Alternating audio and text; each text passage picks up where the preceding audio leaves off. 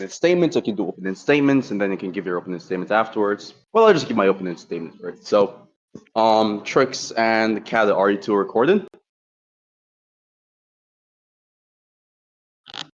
Type or say yes, please. Gotcha. And starting now. So the debate topic between me and Arianus is going to be on the proposition of whether or not moral realism is true. I'm going to be arguing for the affirmative, and he's going to be arguing for the negation. Prior to this sort of debate, by the way, that was been planned, I guess, from last night, Arianus makes a couple of comments regarding him having an argument, which debunks moral realism and is perhaps, if not the strongest argument out there against moral realism. An argument which, I guess, given what he's saying about the argument, it gets even me hyped, So I want to hear the argument against the moral realism, which he just posted in the chat. So I'm going to run a couple of investigations into the argument, and ask him if he is using an argument which is establishing the probability of moral realism being false, or an argument which basically extrapolates towards the logical necessity of moral realism being false.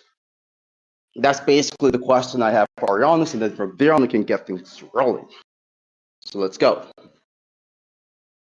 Yeah, so I'll be taking the negative in the debate, and I will be using arguments against the coherency of moral realism from the incoherency of desert realism, or just the view that there are intrinsic things in the world that sort of constitute what an agent deserves or doesn't deserve. Now, in this debate, the main outline of the argument that I provided is intended to show that there is some incoherency derived from moral realism, just given the fact that the view that desert realism is false, right, follows from that.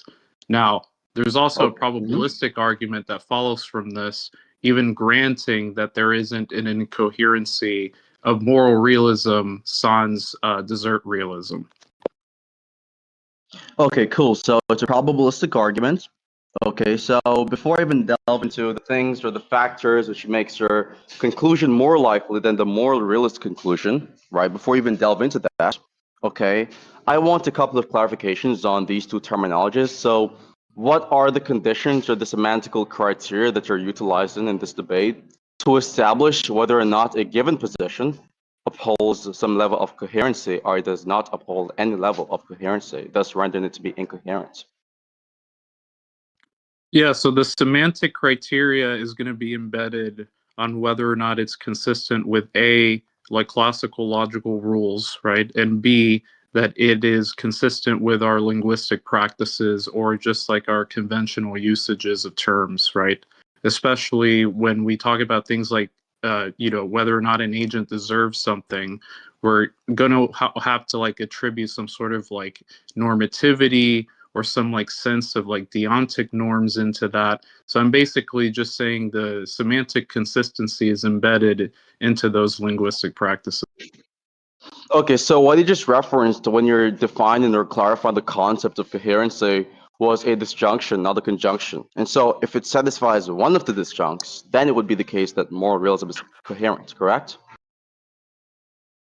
Yeah, if it happens to be that it satisfies at least one of those, then it would be, yeah, coherent.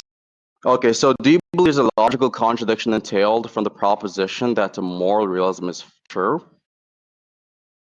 Yes. Okay, so moral realism is true. You think there's a contradiction entailed from this? Okay, cool. So what do you think the contradiction would be? What do you think the P and not P would be, which would be entailed from that proposition? Start off with proposition 1 or proposition A, and then give me the proposition not A, which you think is simultaneously entailed from moral realism being true. Okay. I'm gonna like give the rundown of the arguments, right? That's in the chat. And you can tell me like which like premise you can test within that, and then I'll motivate the premise. Is that cool? I'll do that in a second. I just want to hear the proposition A and not A first, because you believe that for it to be coherent, it has to satisfy at least one of the disjuncts. The two disjuncts you have laid out on the table this far is it being consistent with classical logic, or if it is consistent with conventional linguistic practices. Like, for example, given like the concept of normativity, if that is consistent with these conventional linguistic practices, then it would be the case that it would be sufficiently justified for you to make the claim that moral realism as a concept is coherent. Now, I'm specifically investigated and assessing and evaluating whether or not you believe it to be the case that it does not satisfy the first disjunct, which brings you to having the burden that you have currently, which is showing the logical contradiction. So we can talk about the arguments you have for why moralism is false later on. I'm just curious about the proposition about whether or not it is incoherent, which entails that it is not consistent with classical logic, which you have yet to demonstrate this far. Yeah, so I'll take the proposition to be there is a normative moral fact about X, and that normative fact is grounded in the fact that X deserves something, and there is not a normative moral fact about X, that normative fact is grounded in the fact that X deserves something. Okay, when you say deserve something, what does the word deserve mean there? Because I'm not sure if that is baked into my concept of normativity.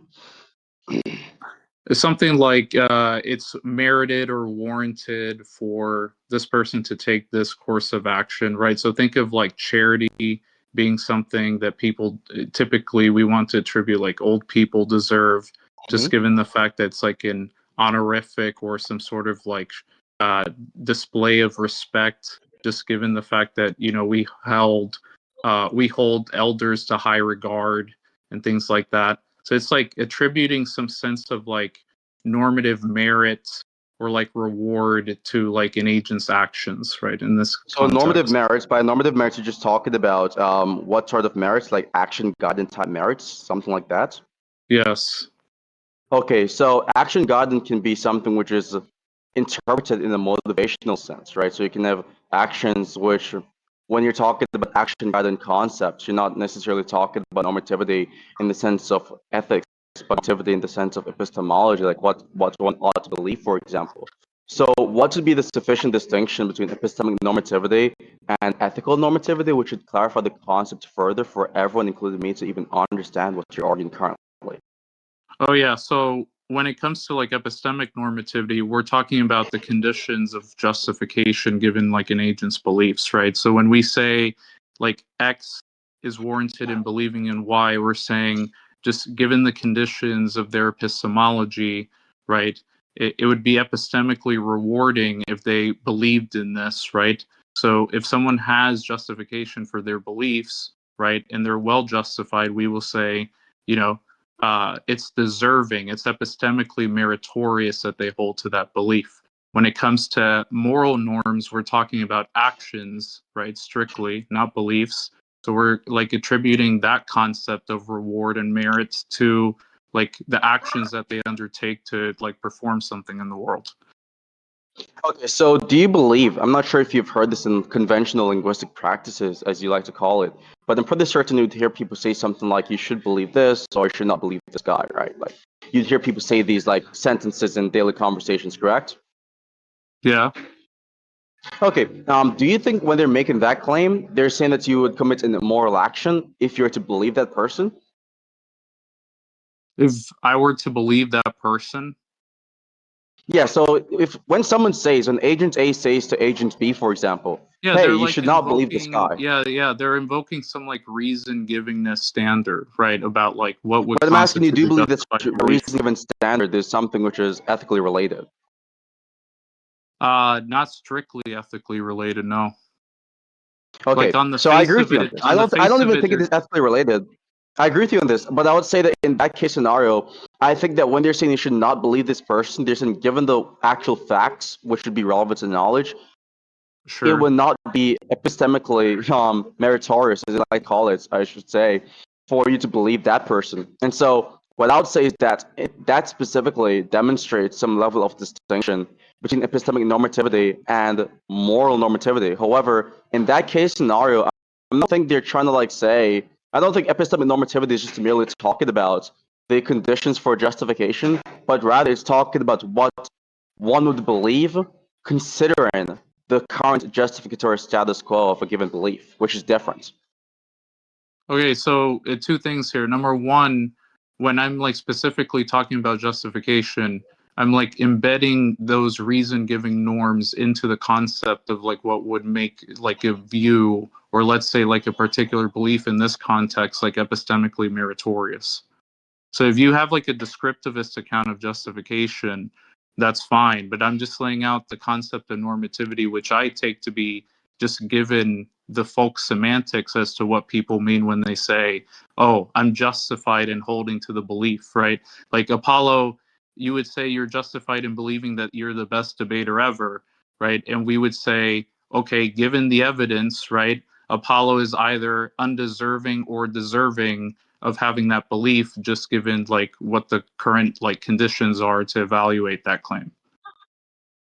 Okay, so I think there's this nuanced and very subtle discrepancy, or the, I guess, difference between being justified in believing something. Sorry about the background noise. Being justified in believing something, and also saying that like it is the case that someone is not deserving of believing said thing, right? Like, for example, you could actually believe that someone is justified in believing X, and still not hold to the belief that should not believe not X, right? And so if that is to be the case, which I think is very plausible, right? Like you're not, for example, forcing one to believe a particular belief.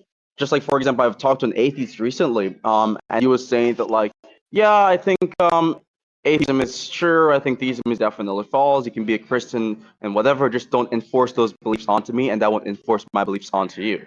And I think that one conversation I had with that person is reflective of what I'm talking about currently, supportive of what I'm talking about currently. Insofar as someone can believe that, hey, your position is false, but you're entitled to believe in it. There's nothing wrong with you believing it, and I'm not going to say that you should not believe in it, but just don't enforce that onto me. Okay? Okay, so they're making a prescription as of like what's following from like that given epistemic disagreement, right? The normative claim in the latter being, okay, you shouldn't impose your beliefs onto me. The former is having to do with the concept of justification, right? I take the concept of justification to be grounded specifically within like norms of epistemic reason givingness, right? So when I say I'm justified in believing in X, right? I'm going to have to evaluate, given my concept and given like how I construe my epistemic scheme, what are the conditions for my belief, right? And whether or not that belief corresponds to reality. And if that belief corresponds to reality and all those other conditions are met, right, within that confounding concept, then I'm justified. I'm warranted in holding to that belief, right? So I should hold to that I belief, get what you're just saying there, given like but my own criteria. The first time when you gave the sort of definition for epistemic normativity, all you mentioned in that definition or that sort of analysis or evaluation was you just merely talking about conditions for justification which warrants a belief effect. And so that's saying there's that even means not be discussions, and one is still not committed to any sort of epistemically normative claim insofar as, okay, you have belief X, which does not meet conditions for justification, but nonetheless, it is not correct to say that one should not believe in belief X, right? Okay. And here's the thing, the conditions of justification are going to be rules, right? So what do you think normativity is, right? If I'm out of accord with the rules of justification or that which constitutes justification, just given the concept of justification I'm deploying in this conversation, you would say, yeah, that would be an example of like Arianus acting irrationally because he's out of line, he's not in accord with like his rule set of justification, right? So I just take that to be normative. If you have like another understanding of normativity, just tell me what it is. But Sorry, could you repeat nothing what you you've take to said be this normative, far, please? Because you're making some background noise. nothing Repeat you it. said this far is like inconsistent with the set of standards that I provided for that concept. So you take normativity to be the relevant justification which guides actions. Is that what you're saying? The relevant conditions which are rule guiding for justification as it pertains to like epistemic justification. And by rule guiding, you mean in that case? Like what's the rule Like given this there's like analysis certain here? constraints, yeah, there's certain like constraints as to like how I should perform like certain normative standards, like whether or not, like take for example the quaddition versus additions example in like the Kripkean semantic argument, right? Like if I'm in accord with one operand rather than another, that's going to be attributed to some sort of like rule following, right? And there's normative Okay. So facts pertaining to whether or not like my interpretation of that rule is consistent or inconsistent with like the deviant operant rule. So when you're talking about constraints, are these constraints kind of like laws, for example, like metaphysical laws, like, you could perhaps even consider the laws of physics as a subset of physical laws. So with these constraints are like the laws of physics, or are they No, something distinct from the laws of physics insofar as they don't have causal power? What are you saying that? I think they're hyper intentionally grounded by the concept. And by hyper-intentionally grounded by the concept, what's your analysis of hyper-intentionally grounded in this? Oh, so there's going to be strict conditions as to whether or not some concept is going to map onto like latter concepts, right? So you have a concept of, let's say, beauty, right? And let's just define beauty as like the set of conditions which constitute like good facial symmetry, right? Good nose to lip ratio, like I don't know, a positive canthal tilt. I mean, you know all the PSL lingo, so I don't need to like get into that, right? I have these Okay. like constituent conditions down in the concept. And then I look at the world, I look at entities in the world, and then I try to like make evaluations and assessments as to what fits that concept, right? So the hyper intentional part is a sort of asymmetric relation where I'm drawing irreflexively which facts in the world or which states in the Maps world onto the conditions of the constitute concept. beauty and map out that concept exactly. Yeah. So, okay, so I understand what you're saying better now. So now let's just see. So you think for some reason that it is the case that when you're talking about conditions of justification, you're specifically invoking normativity in that concept of justification. Do you Hmm. think all accounts, do you think action guided justification or all types of action guided justification are the types of justification which invokes rule guided conceptual conditions?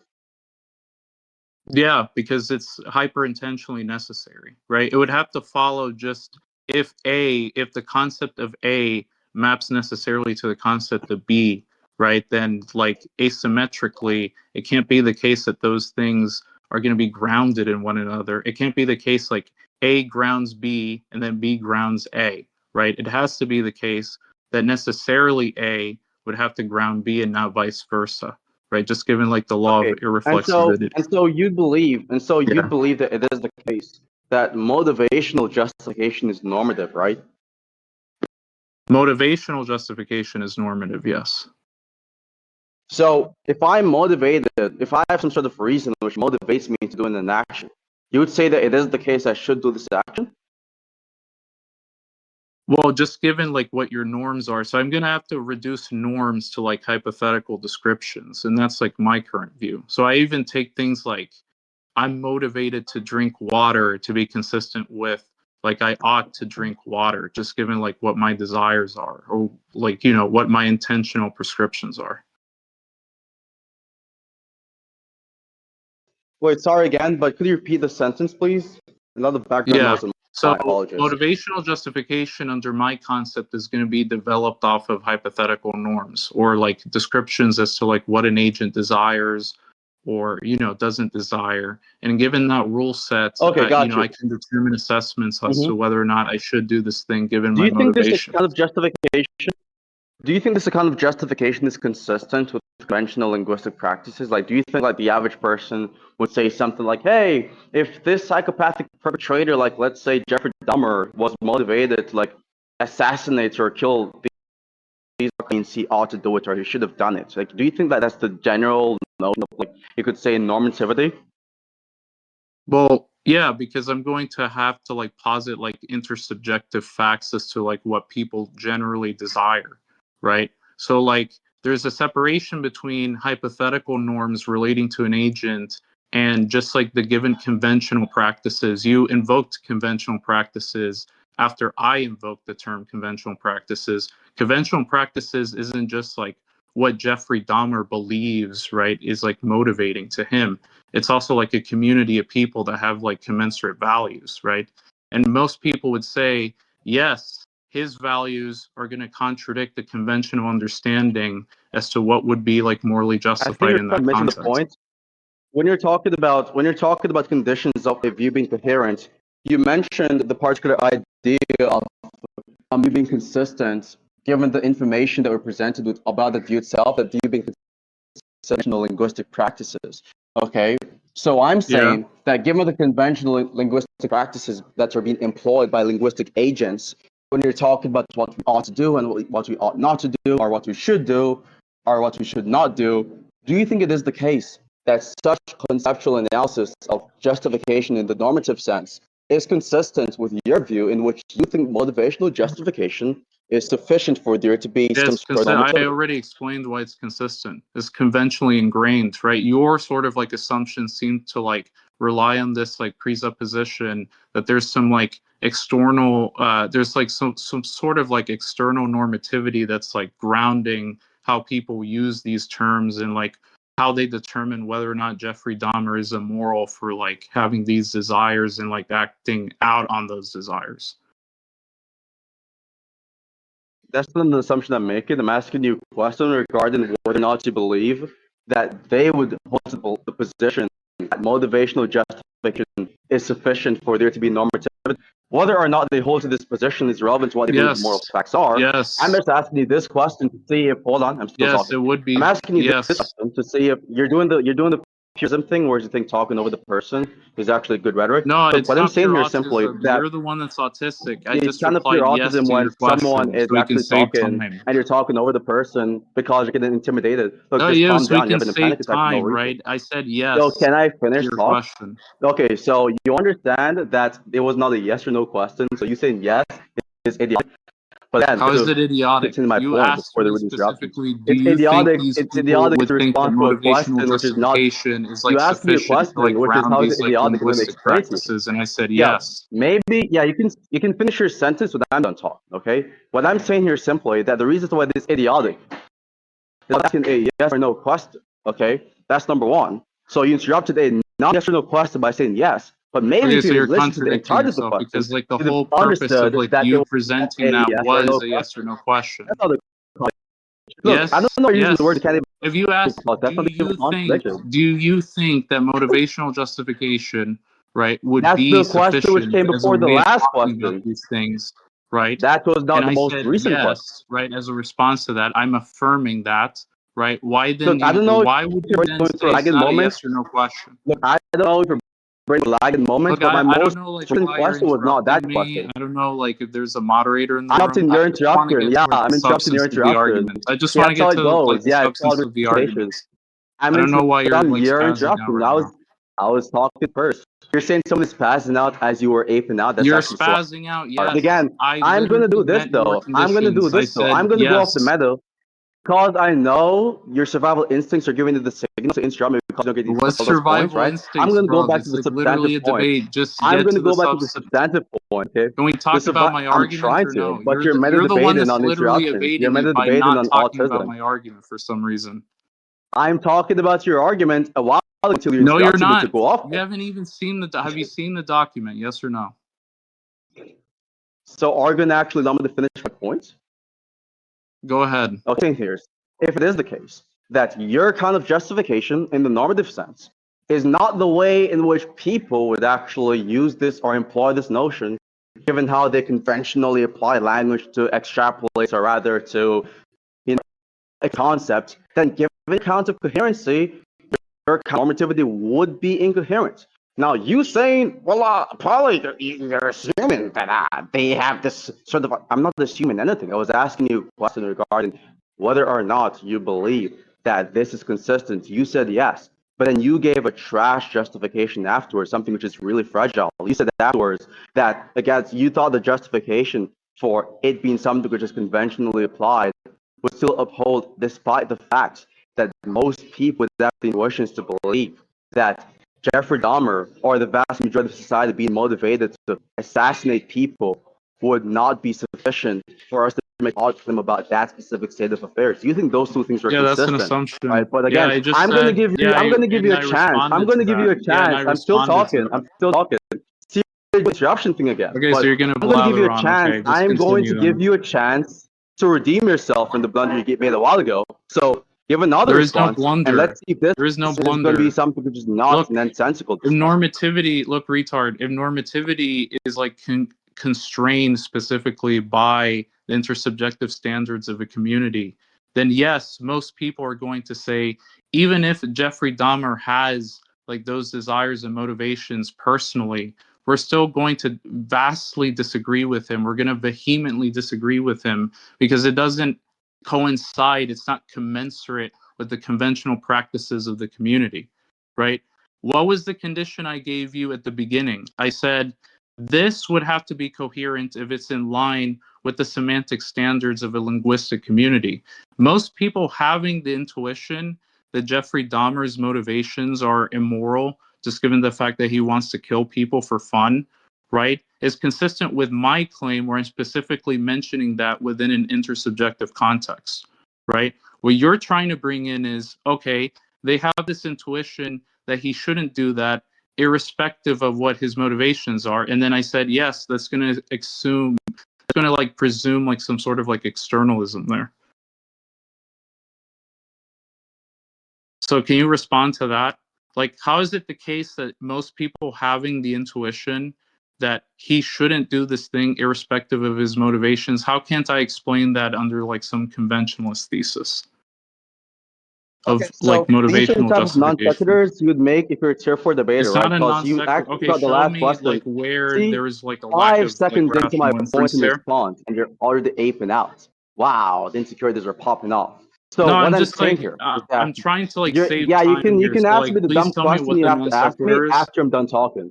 You can ask me the inept question you have for me when I'm done talking. Okay. What I How was is gonna it say though inept? is that I'm gonna just address the substance, the meat of potatoes. Okay. Now the most recent questions that I've asked you had another disjunct which you've not addressed.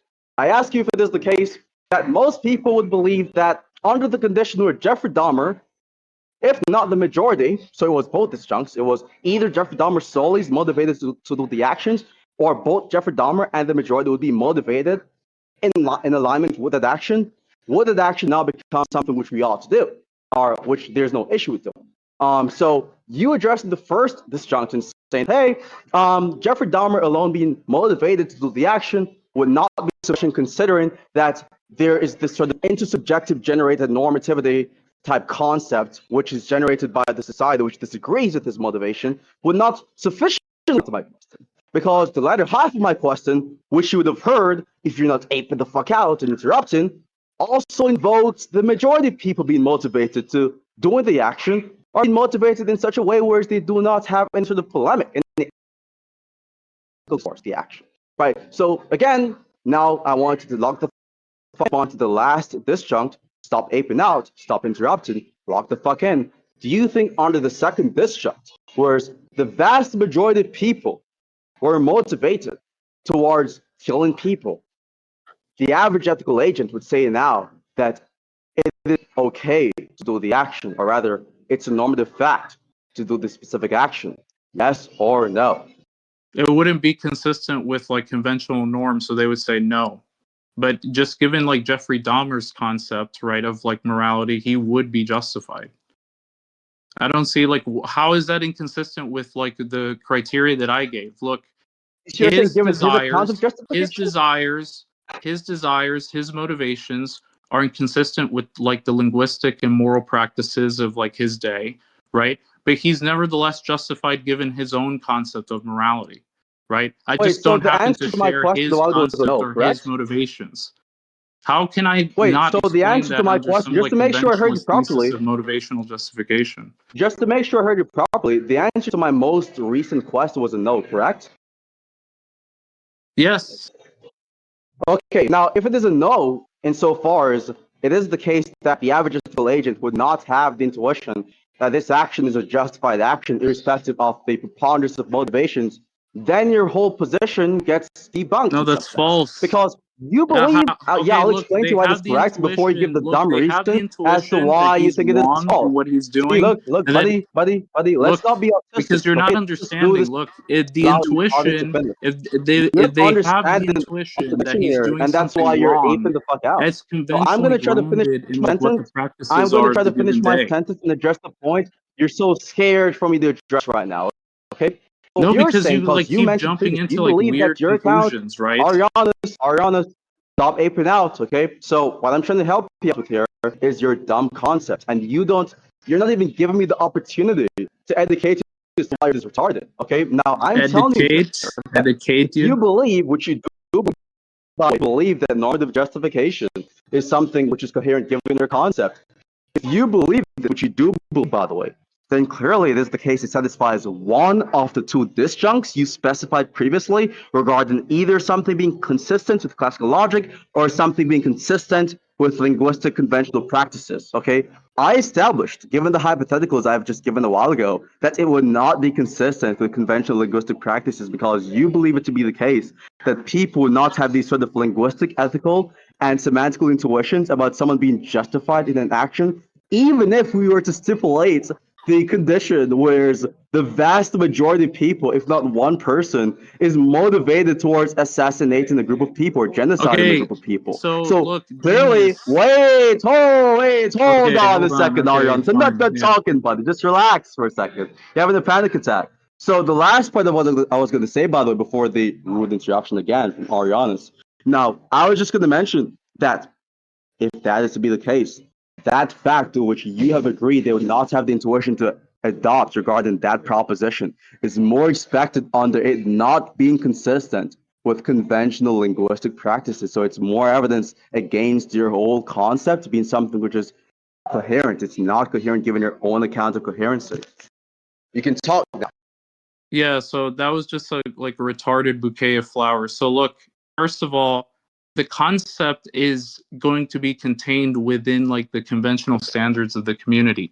Most people having the intuition that Jeffrey Dahmer is immoral because he wants to kill people for fun and that's just like what his motivations are doesn't contradict, nor does it make it less likely that the conventionalist account that I gave is true, right? You have yet to justify that, right? The whole point is if it's an intuition that most people have that Jeffrey Dahmer is immoral because he just has like a different rule set or like a different value set from most people, right? It doesn't follow from that that just given the semantics of the term moral there, that's in conflict with like the specific criteria that was established before, right? The whole point is I have a concept of morality.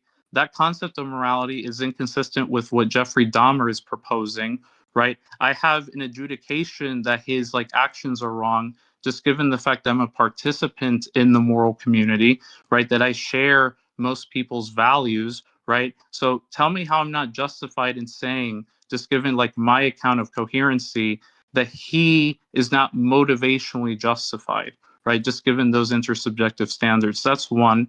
And then number two, you said something completely ridiculous like, okay, just given the fact that this concept isn't going to be consistent with the criteria that you gave, it must be the fact that it's not like justified or it's like irrational or there's like some portion within your concept that just breaks down. That's false, right? There's a specific internalist criteria that I provided that specifically talks about the morality of an action just contingent upon the values of a given community. Now, what you said was most people would have the intuition that given the fact that he has these desires and that these motivations seem to be immoral, it just shows that your conventionalist thesis is false. You have yet to justify that because there is no bar or there is nothing preventing me from making those adjudications within my own system, right? Within the own conventional system that I provided to you or the moral system. So tell me how most people having the intuition that what he's doing is wrong, irrespective of his motivations, would justify your claim that my conventional thesis of these like moral semantics is false.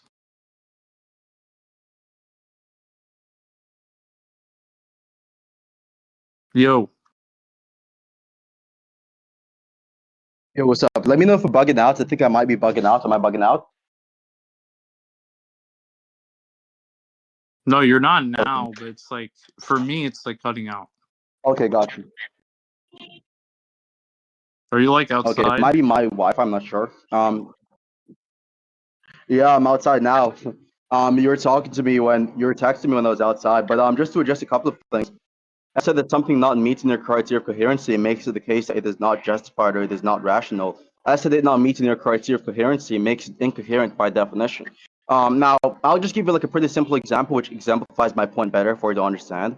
So, if you believe, for example, that most people use the word bachelor in a way where someone is unmarried, okay, like an unmarried man would be sufficient for someone to be a bachelor. If you think that's most people's definition, given the conventional linguistic practices, then it would be expected that if you stipulate, like let's say the president of France, for example, to not be married, if you were to stipulate that and ask the average person, hey, do you think if the president of France was to not be married, would he be a bachelor? It would be expected, irrespective of whether or not it is an actual fact of the matter, that the average person would say yes if they're to be acquainted with the relevant linguistic epistemic facts about the word bachelor.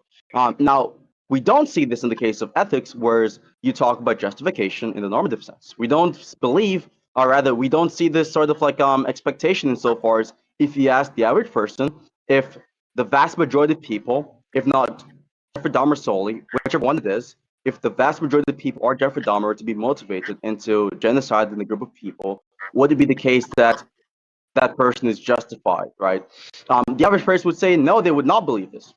So that, for one, demonstrates a high probability of them not believing there's some sort of synonymy, whether semantically or linguistically, between, let's say, the word the word normativity, I should say, and the concept of mere motivation, especially for normativity, right?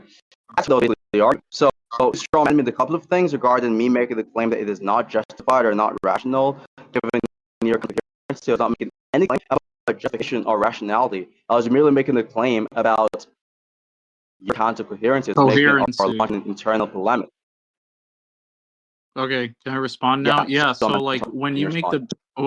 the point about like the president of France being a bachelor because he's an unmarried man and most people agreeing, right, with like the synonymy and how the terms are being used. Yes, they would understand that within the domain within their concept of bachelor, which is vastly more transparent than like any sort of moral concepts which people have like wide incommensurability in regards to, would have to agree on, right? The whole point is that these moral concepts, right, are going to be like more opaque to like a given epistemic status of each agent, right?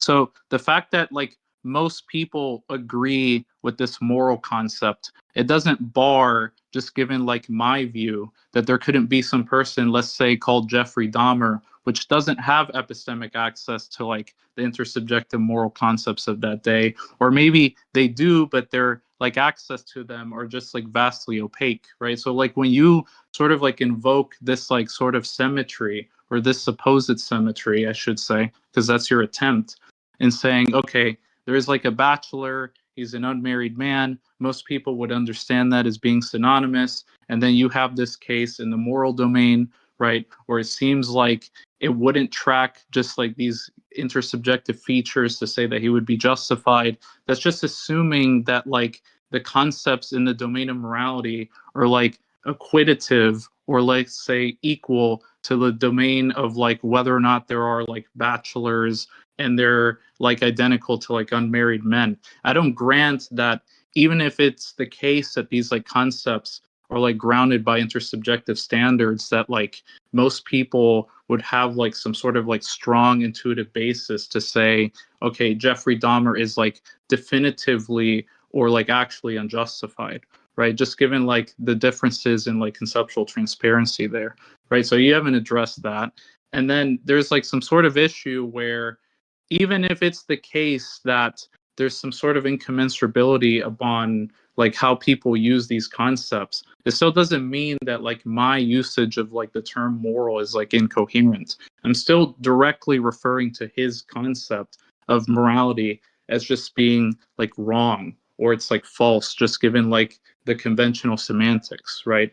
So if he has the motivation to harm most people, and I have the motivation alongside most people that he shouldn't do that, then he would by all means be unjustified in doing so, right? But that doesn't exclude the fact that there could be like outliers, right? There's people that have conflicting motivations all the time. I don't see how this shows that like my view of like these semantics is incoherent.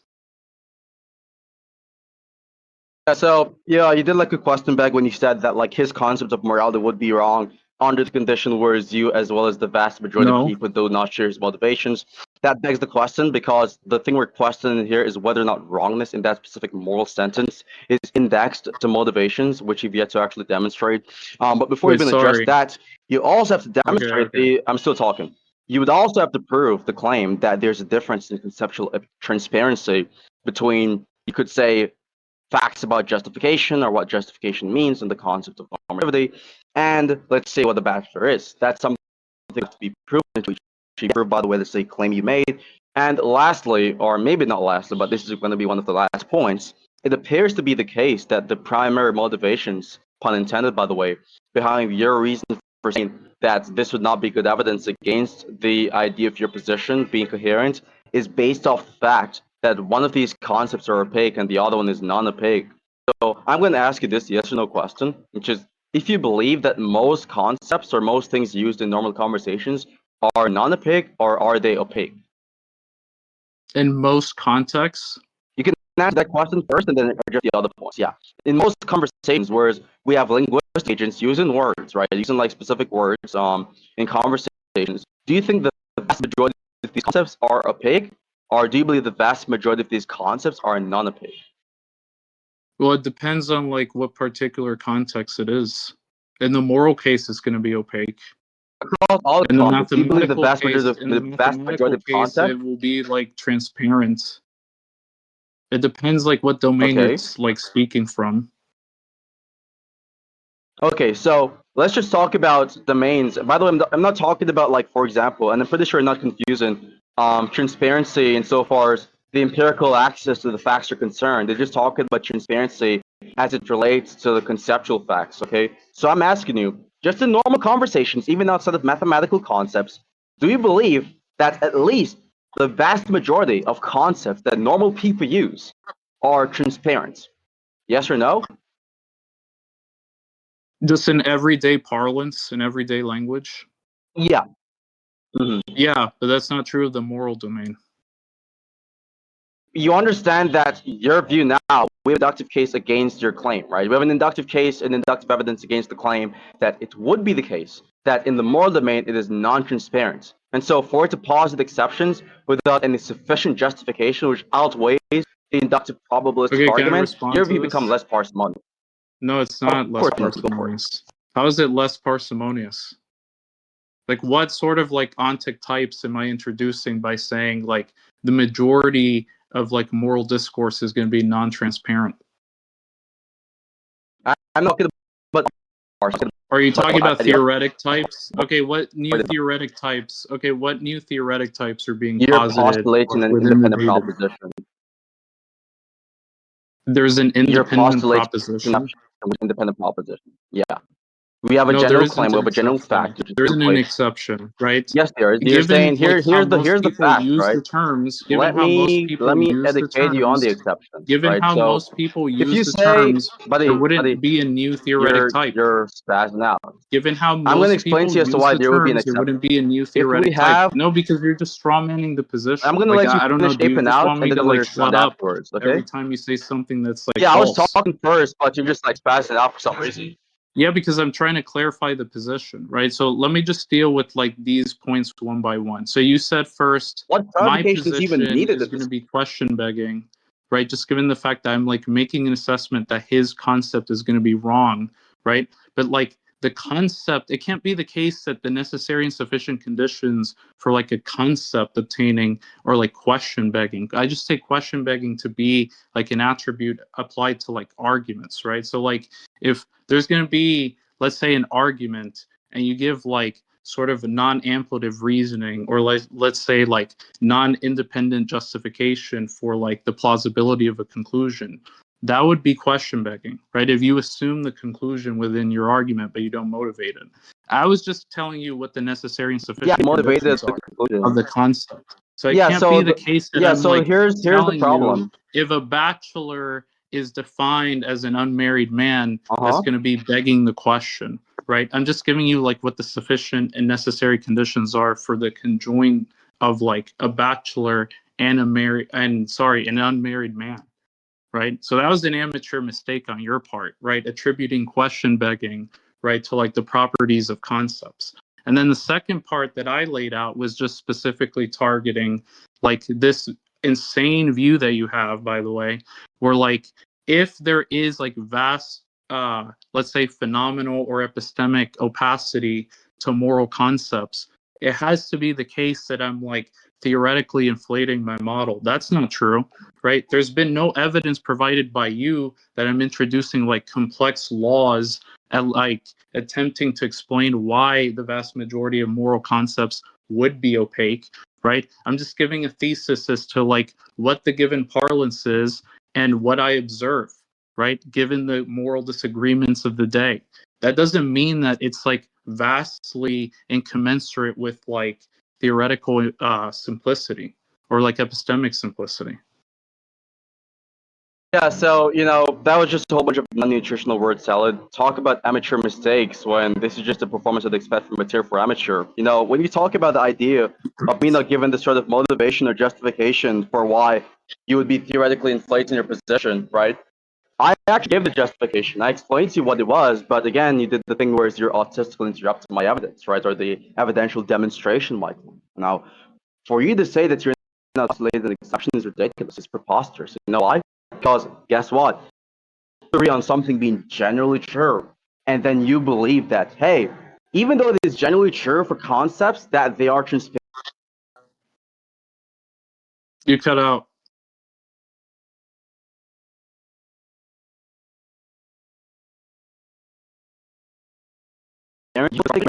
You agreed with. So Apollo, you for you to cut say, out for "Oh, me. I'm not giving any," Apollo, still talking. Apollo. I'm still talking. Look at you, you're so scared, man. No, So, yeah, I'm anyways, I'm just saying gonna you continue cut my out point. for me. There's a Yeah, I part that don't was care about cut out. what you're gonna say when I'm done talking. Okay, I'm trying to Yo, say bro, now. I'm telling you, I'm I cutting out didn't right now. hear like most of that because you cut out, bro. Okay, so I'm still Follow bugging out. you cut out for like a minute or so. Yeah. Okay, so let me just restart my Discord and then come back. Okay.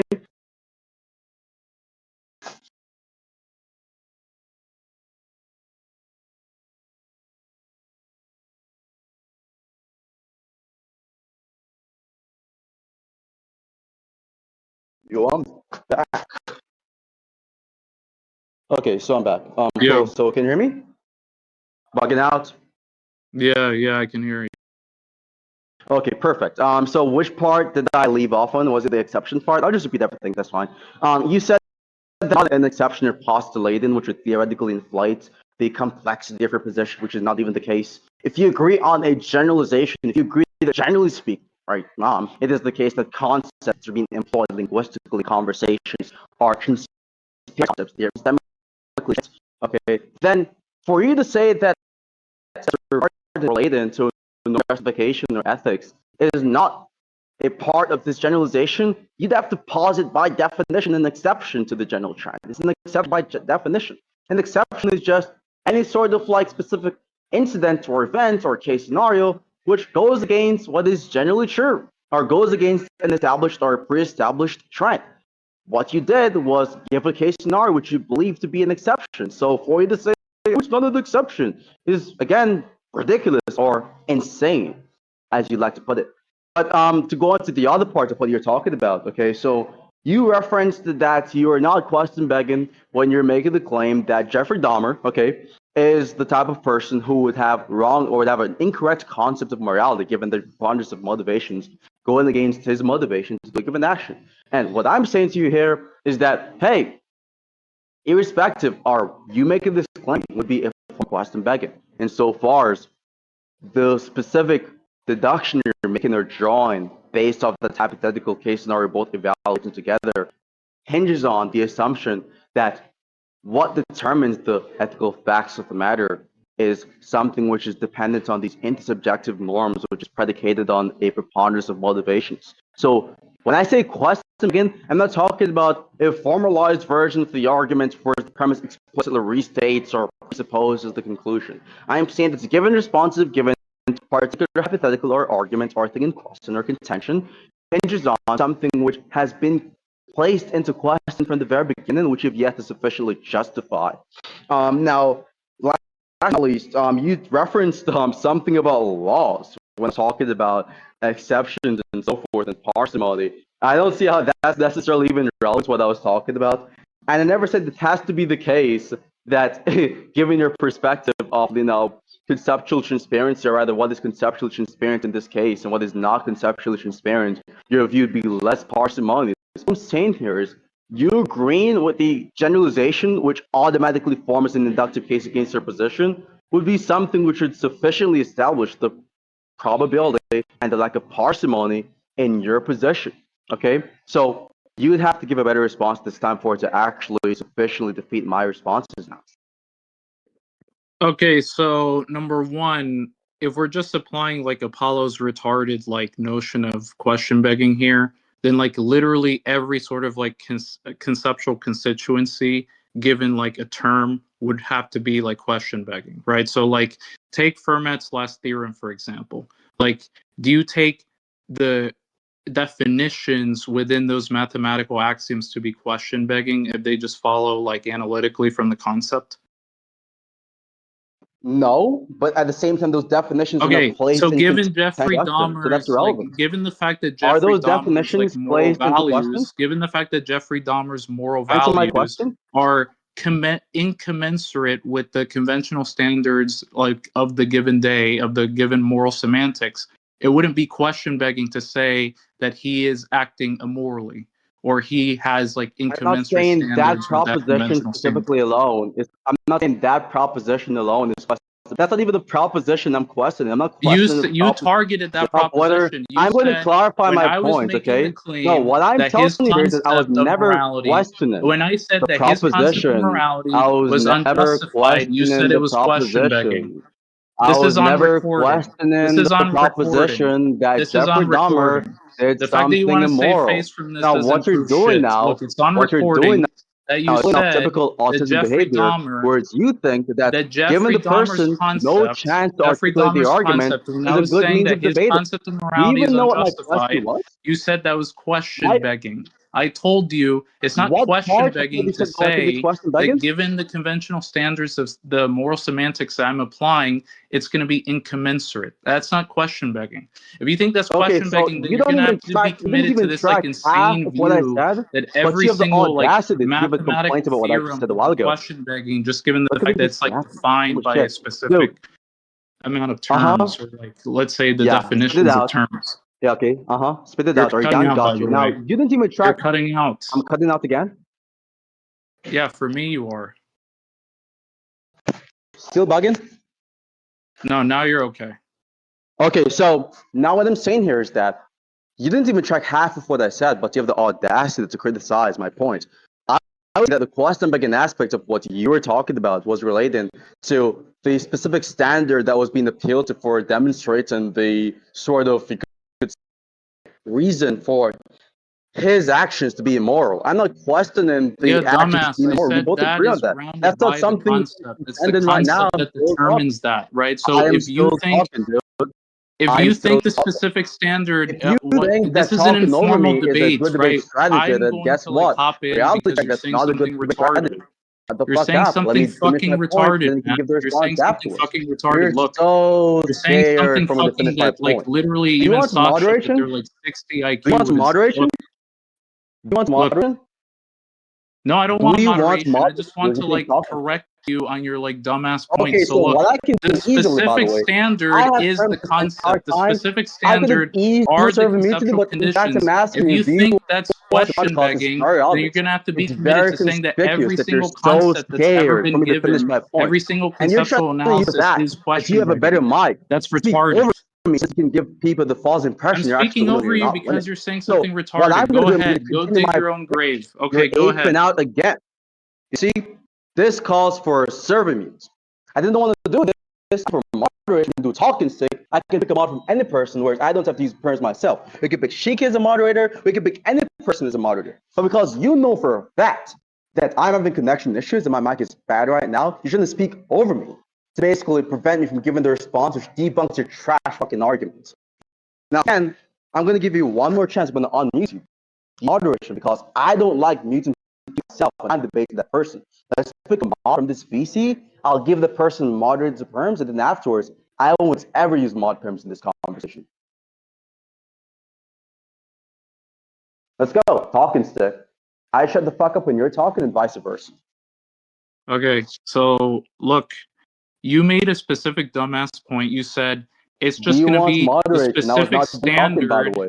I was not done talking. Do you want moderation? No, but you like server muted me, so like I figured I would have like the right to speak now. You unmuted So do me, you so want like moderation? okay, I'm muting you. I muted you when okay, you're I'll talking mute over up. me. I'll Yeah. mute up. Go ramble on about why you think definitions are question begging. Go ahead. Go ahead, Okay, go dude. ahead. So no one said definitions requested begging. That's idiotic. So what I said to you, this is like another track and blunder from the supposed co-debater Arianus. No one said your definition was requested begging. I said you invoking this sort of standard to determine the immorality of actions would be begging. And obviously, we're going to say that something is going to be the type of thing which is immoral given a particular standard, which you believe conventional practices. That would not be a definition merely. That would be a proposition about the way the world is, given the conventional linguistic practices. And that is Oh what my I'm god. saying, and what I'm critiquing to be a question-begging argument or question-begging conclusion. So now that you understand that I was never making the claim that your definition was question-begging, which is just an obvious track and flaw on your end, I'm going to address the other parts of what you're talking about. Okay. So now, as it relates to the inductive stuff, you've not even addressed the idea in any way whatsoever that you just basically self-dunked on yourself, because guess what? You agreed on an inductive case, right, which just goes against your position. The inductive case being the vast majority of concepts that are being linguistically deployed in conversations are the types of concepts that are transparent. So unless you have sufficient evidence or reason to believe that this would be an exception, then we have strong reasons and evidence to not believe in your position. We have strong reasons to epistemologically neglect and dismiss your claim. This is the parts you're not tracking. And the other parts you're also not tracking alongside the question begging part and the part you just mentioned a while ago is the parts regarding the parsimony stuff, right? Like, if you're going to claim something to be an exception, right, then clearly there's going to be an independent proposition to accommodate for the exception you're postulating, to accommodate the entire data itself. And that would be something which makes parsimonies. So you talking about ontologic parsimony is just you shut the box in, and you once again, for at least the 15th time of this conversation, failing to address my actual part of the argument that I'm actually making. Okay, so the specific standard that was being invoked before you like rudely interrupted was the conceptual criterion, right? So there wasn't anything within that which showed that it was question begging, right? The fact that you merely said, "Oh, you're assuming a specific standard." Do you think I'm assuming a specific standard when I like invoke the concept of beauty and say that like Apollo's recessed jawline is like inconsistent with like the set of like axioms that I take something to be beautiful as? No, it's not. Right? The whole point is I have a way of like intersubjectively, just given the community that I'm in, just defining these things, right? I'm giving conceptual conditions. I'm giving like a constituency of the concept. If you think that constituency is question begging, like, okay, I welcome you to think that like all conceptual criterion for every single domain of discourse would also have to be question begging. So that's like a huge blunder in your part. Then you said something like retarded that was like asinine, where you said, oh, you're like introducing like an exclusion to like the generalized set of propositions that would like constitute like opaque moral language. Well, first of all, like opaque moral language is consistent with having like theoretical simplicity. So I'm not sure how you're like establishing specifically how I'm like theoretically inflating like my economy, right? Take for example like people that are constructivists about math. They're wanting to say, yes, there are these like mathematical truths that are conventional, but we have like vast conceptual opacity to these like mathematical truths because like for example there's going to be like vast conceptual revision. Like even the person that came up with Fermat's last theorem, I think his name is like Andrew Wiles or Anthony Wiles or some shit like that.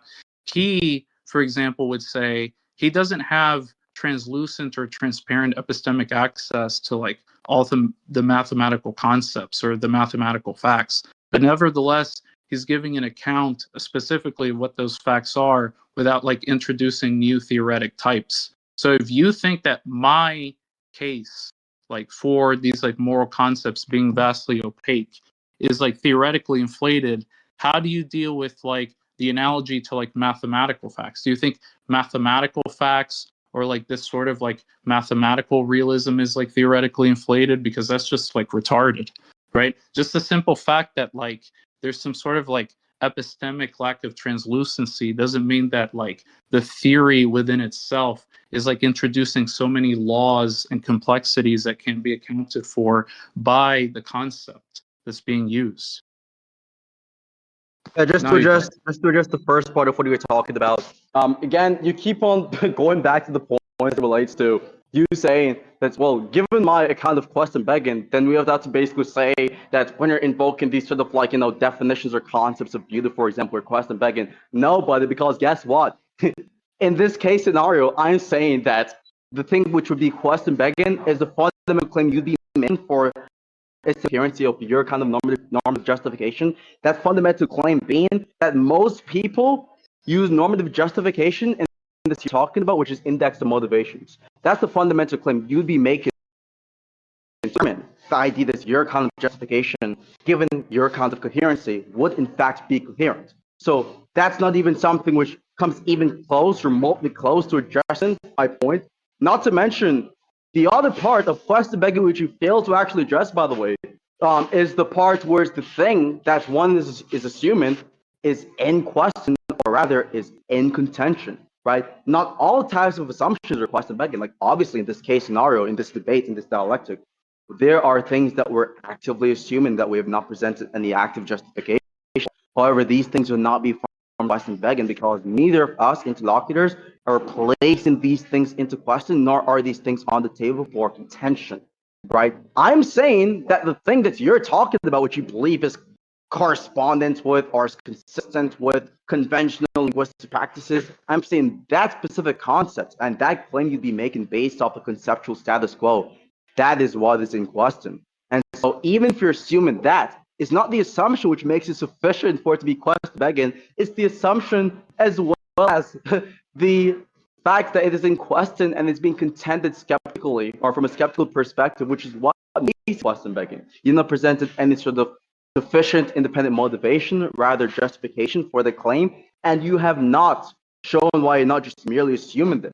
So that would qualify as quest begging. Now, the other mentioned about mathematical realism, such a dog piss example. It's like I'm actually feeling second embarrassment and listening to you embarrassing yourself like you are right. The mathematical realism part, in that case scenario, there are no unnecessary ontic-posits from mathematical realism. In fact, there's evidence favoring it, and I would say that it is even entailed given the correct view of formal ontology that mathematical realism is true. And so there's not being unnecessary posits for mathematical realism for it to be the case that it would be less parsimonious. Okay, so first of all, the view that was given, so if you think that, like, for example, there's one specific proposition which is inconsistent with the account that I gave, where I'm like giving you conceptual constraints as to like what I think the concept of morality tracks, please tell me like what you think, what proposition is like contradicting that with what I said. Sorry, I went away for a while, so I wasn't actually done talking. But ask me the question, I'll address that question, and then I'll continue what I was saying after. There's one more point I was supposed to address regarding the consistency stuff. So re-ask the question, and then I'll give my response to it. Go for it. No, just continue. Like, just lay Oh out yeah, sure. everything and then I'll. I think you mentioned one last point regarding it being the case that um your argument or you postulating the moral domains to be like this sort of thing which is not conceptually transparent is consistent with it being more parsimonious. It is only consistent with it being more parsimonious in the absence of probabilistic evidence against that claim. But in this case, we have probabilistic evidence against that claim. The probabilistic evidence being the inductive case that I just established a while ago in the attempt of showing why your view would be less likely, and I've explained to you why inductive cases are going to be probability rated sufficiently ceteris paribus. The reason being that it is the type of thing, like for any hypothesis A, you learn this in archaic information theory, and then the hypothesis for any hypothesis A, sorry, if that hypothesis is constructed by it is the case that that hypothesis always has a lower complexity than the opposing hypothesis, which makes it more parsimonious. That's the kind of parsimony I'm appealing to, and that's the kind of parsimony which, by the way, is established by mathematics to be probability reason. So any other kind of parsimony that you might be invoking to address my point would be relevant fundamentally to what my argument actually is. Now that that is clarified and being hashed out, just ask me that question you were asking me when I was away for a second, and then we can just get on to that, and you can give your responses to the points I've made previously. Okay, great. So, like, first of all, there wasn't any assumption that was being made, right? So if you think like me giving a conceptual analysis as to like what the term morality generally tracks, just given like commensurate conventional standards is question begging, then you don't even know what the fuck question begging is, right? And that's very obvious just giving your responses, you don't know what that is. The second part is you said specifically, okay, there's going to be like an element to mathematical realism which would have to posit like some sort of like ontic inflation. I never made any claim about ontic inflation. I'm just saying like specifically if you think that there's like vast transparency or like let's say vast opacity within the domain of like moral discourse, what is going to be the probability raising factor that because there's like this sort of like epistemic fact about how most people interpret those concepts, that necessarily they're invoking like complex structures to like explain that, right? Your view basically entails that like for any position like in mathematics, for example, when evaluating these concepts, it would have to necessarily be the case that it's going to be theoretically inflated. Either the realist position is going to be theoretically inflated, just given the fact that they have like some exclusionary proposition that they're adding into the background, or the constructivist position. But clearly, we can tell that the constructivist position is positing less theoretic types than the realist. So your view must be false. It cannot be the case that just because there's like vast transparency within the domain of like mathematical concepts, for example, that would necessarily make it the case, or even make it more likely the case, that there's going to be like theoretical inflation for both models, right? In the moral domain, it's the exact same thing. There's going to be certain facts about like specifically indexing it to like moral propositions, that those moral propositions cannot be interpreted in a way that's translucent, okay? The translucency doesn't negate the fact that there's like some sort of like theoretic simplicity to explaining why some people just have a hard time of understanding the concept. It might just be the case that like there's some sort of like epistemic or mental block that is like sort of like grounding these concepts. It might be the case that like for example, Jeffrey Dahmer just isn't aware of like what those facts are, but nevertheless he has a concept of motivation. Okay, how does that contradict the claim that like motivational justification is indexed to the community, right? Indexed to the intersubjective standards of a given society? It doesn't, right? Because the whole point is I'm giving you a concept of what justification is. It's ingrained within like the societal standards. There's one person who in this context isn't aware or doesn't have like translucent access to those facts. That doesn't result in a contradiction. That just means they're not aware of that concept transparency. They're not aware of the fact that that concept is sort of shared in a way that would like limit his motivations or like limit the case for him being justified by having those motivations and for them acting them out, right? So you fail to provide a contradiction within my semantic analysis of moral. And it's just funny how you said I couldn't track that when the whole conversation has just been you either strawmanning or just you not tracking what the conventional semantics are. And then you fail to respond to the point about theoretic inflation, right? If your view is true, then like every single like theory within mathematics would have to be theoretically inflated, just given the fact that like most would interpret there be like vast mathematical conceptual opacity for every given like mathematical theorem, right? Including Fermat's last theorem, any theorem you want, right? So please tell me, Apollo, is it the case that you think that all views in the domain of mathematics are theoretically inflated, including the mathematical realist and the mathematical constructivist?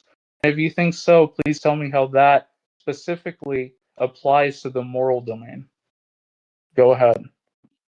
Yeah, so the whole bunch of like, you're not tracking accusations is just really embarrassing, because no one actually, I mean, if you've listened to my point that I made previously, I made it clear explicitly that mathematical realism would not be the type of view which is theoretically inflated, because the proposition of mathematical realism is something which has to be postulated given what it means for something to even be real or something to even exist. That's what I told you. So it would not be postulating any unnecessary propositions to explain the data, which, by the way, is something which qualifies a view for be parsimonious or for it to not be parsimonious.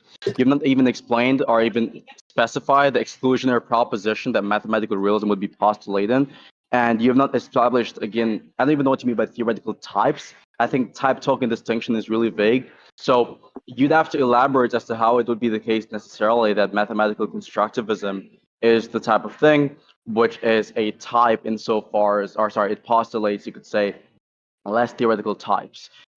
Even then, even if you don't explain that, which you've not really been doing any rational, intelligent explanation the entire time, even if you dodge that part, which you definitely will dodge that part of the counter arguments you've given right now, the other part, which you mentioned about the idea of conventional semantics, is even more relevant. It's even more destructive for your end, because then I was basically explaining to you, which you repeatedly dodge on numerous occasions. You've not yet addressed the inductive part, right? I've told you that the semantical intuitions, right, that we would be appealing to for the sake of making claims about whatever semantics you're invoking in conversations, those semantical intuitions diverges from the claim that what we mean or what you're referring to by normative justification is something which is indexed to mere motivations, either from one person or the vast majority of people in a given society. So again, you haven't addressed that part. Well, again, I guess I should say you attempted to address this, but the addressal or the response you've given those dogmas, your response is you talking about the idea of this concept regarding normative justification not being conceptually transparent. You have not given any evidence for this claim. I've given evidence for why it would actually be the type of thing which is not, well, it would be transparent, given the fact that you agreed verbatim that the vast majority of concepts that people use in conversations are transparent. You've not given any independent reason as to why this would be a justified exception. So therefore, you then have to concede, if you want to be consistent with what evidence really is, that this would be the type of thing which is in fact transparent, which would go against the notion that most people actually invokes the same sort of conventional linguistic practice, or sorry, they invoke the same sort of linguistic practices that you would be invoking when you're talking about ethics. Because again, just to clarify for the audience, including you, because I know for a fact that you're not understanding jack shit of what I'm talking about, right? If it is the case that people have transparent epistemic access to the concept of normative justification, right, just like how they have transparent epistemic access to the concept of bachelor, then just like how people would obviously say that if let's say the president of France was to be unmarried, he would be a bachelor. Likewise, people would also say that if the vast majority of people in society were to be motivated towards genocide in people would be justified. But obviously, if you ask the average person if this is to be the case, if raping babies is okay, if the vast majority of people are motivated and such, they would say no.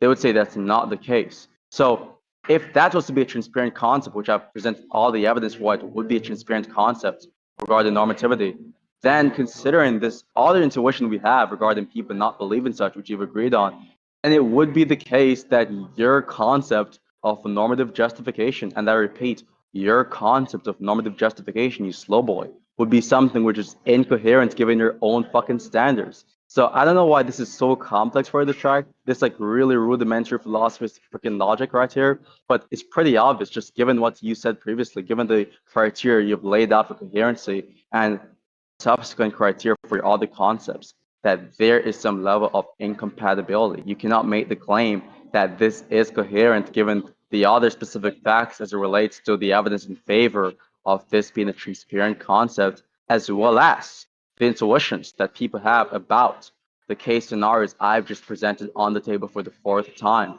So what I'm expecting from you is not another cheerful response, but a better response this time. Okay, so look, there's a couple of things there. So number one, yes, mathematical realism for sure is going to introduce like new theoretic and ontic types. I don't know what the fuck you're talking about. Like if you're invoking like some sort of like ontic realist categorical scheme that isn't solely dependent on like how the convention devises these terms, and you're positing those conventional theorems plus some fact in the world that sort of makes these theorems the case, right? Makes these theorems true and justified. I don't even know how you think that's not like introducing a new ontic type within the system. The constructivist just posits the convention and eliminates any need or like let's say any sort of grounding relation between the mathematical facts and like any sort of like external facts to the mathematical convention. So you were wrong on that part.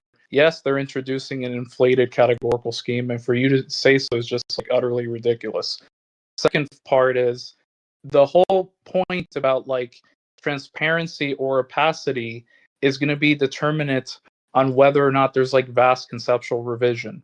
We see, empirically speaking, vast moral disagreement upon what's considered to be moral or immoral, just given the fact that there's like billions upon billions of people that disagree specifically on what morality is trying to get at, even in terms of like normative ethics or meta ethics, right? You have the burden of like explaining, since you think it's like vastly transparent that these like moral concepts are tracking something, right? That necessarily, or even makes it the case that it's like highly likely that, you know, the moral disagreement that we have could be better explained by the fact that we just have one transparent concept, but for whatever reason, we just happen to like disagree fundamentally on what that concept is, right? It seems like more plausible, just given the view of like moral disagreement, especially the type of moral disagreement where there is just, except for like few things like slavery, rape, murder, etc., where there's just like wide disagreement upon those things, that's like less expected under the view that's like opaque in comparison to yours, where you have the burden to say it's transparent, but nevertheless we find this like intriguing concept of like people vastly disagreeing upon these things for I don't know whatever reason you have in mind, right? It seems like your view is much more implausible because when we have specific domains like mathematics,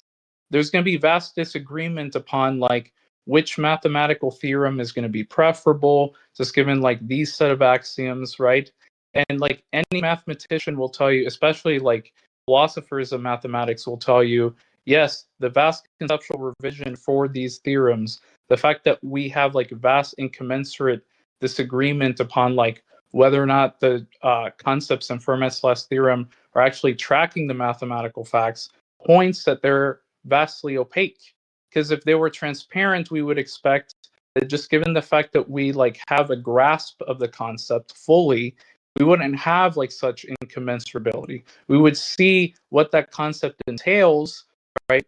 And we wouldn't have to revise our theories as much because obviously we're like tracking what the mathematical facts are in a way that's more efficient than what we currently have, right? So your position entails something completely ridiculous where you have to say, yes, it's pretty clear to most people what these moral intuitions are trying to track, but nevertheless we just happen to like vastly disagree upon whether or not these things could even be considered like moral or immoral. And the struggle to like basically use moral language, sort of track those facts, just shows that it's opaque. Just look at the domain of meta ethics. There's like thousands upon thousands of papers dealing with what the type of moral language that's being deployed is trying to get at, right? And there seems to be very little substantive progress within the field as to what specifically we're trying to refer to when we use these moral terms. I'm just going to take it, given like Sider's principle, Ted Sider's principle of verbal disputes, that if a specific domain involves like vast verbal disputes, right? Vast like verbal disputes over substantive disputes, it's more likely than not that we're warranted in like deflating are like theoretical and ontic scheme when it comes to that domain, because it's not getting at anything, it's not tracking anything. It's most likely the case that we're just like semantically jibber jabbering, like you like to say. And I think that's also true within the case of morality. When it comes to morality, it seems like we're just having these like verbal disputes as to what's moral or immoral, right? Jeffrey Dahmer just disagrees with the vast majority of people, and his concept of morality doesn't track like the general concept of what most people mean when they say that they're like motivationally or morally justified, right? So that's perfectly plausible under that view.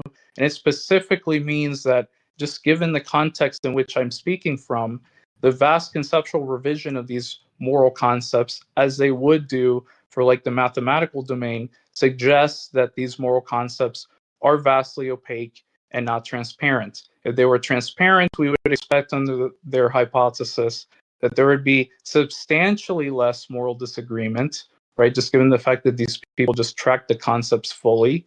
And we wouldn't see vast conceptual revision of these like meta-ethical models, right? For example, like consequentialism or rule consequentialism and things of that sort, right? So you haven't dealt with any of that. Now you can respond.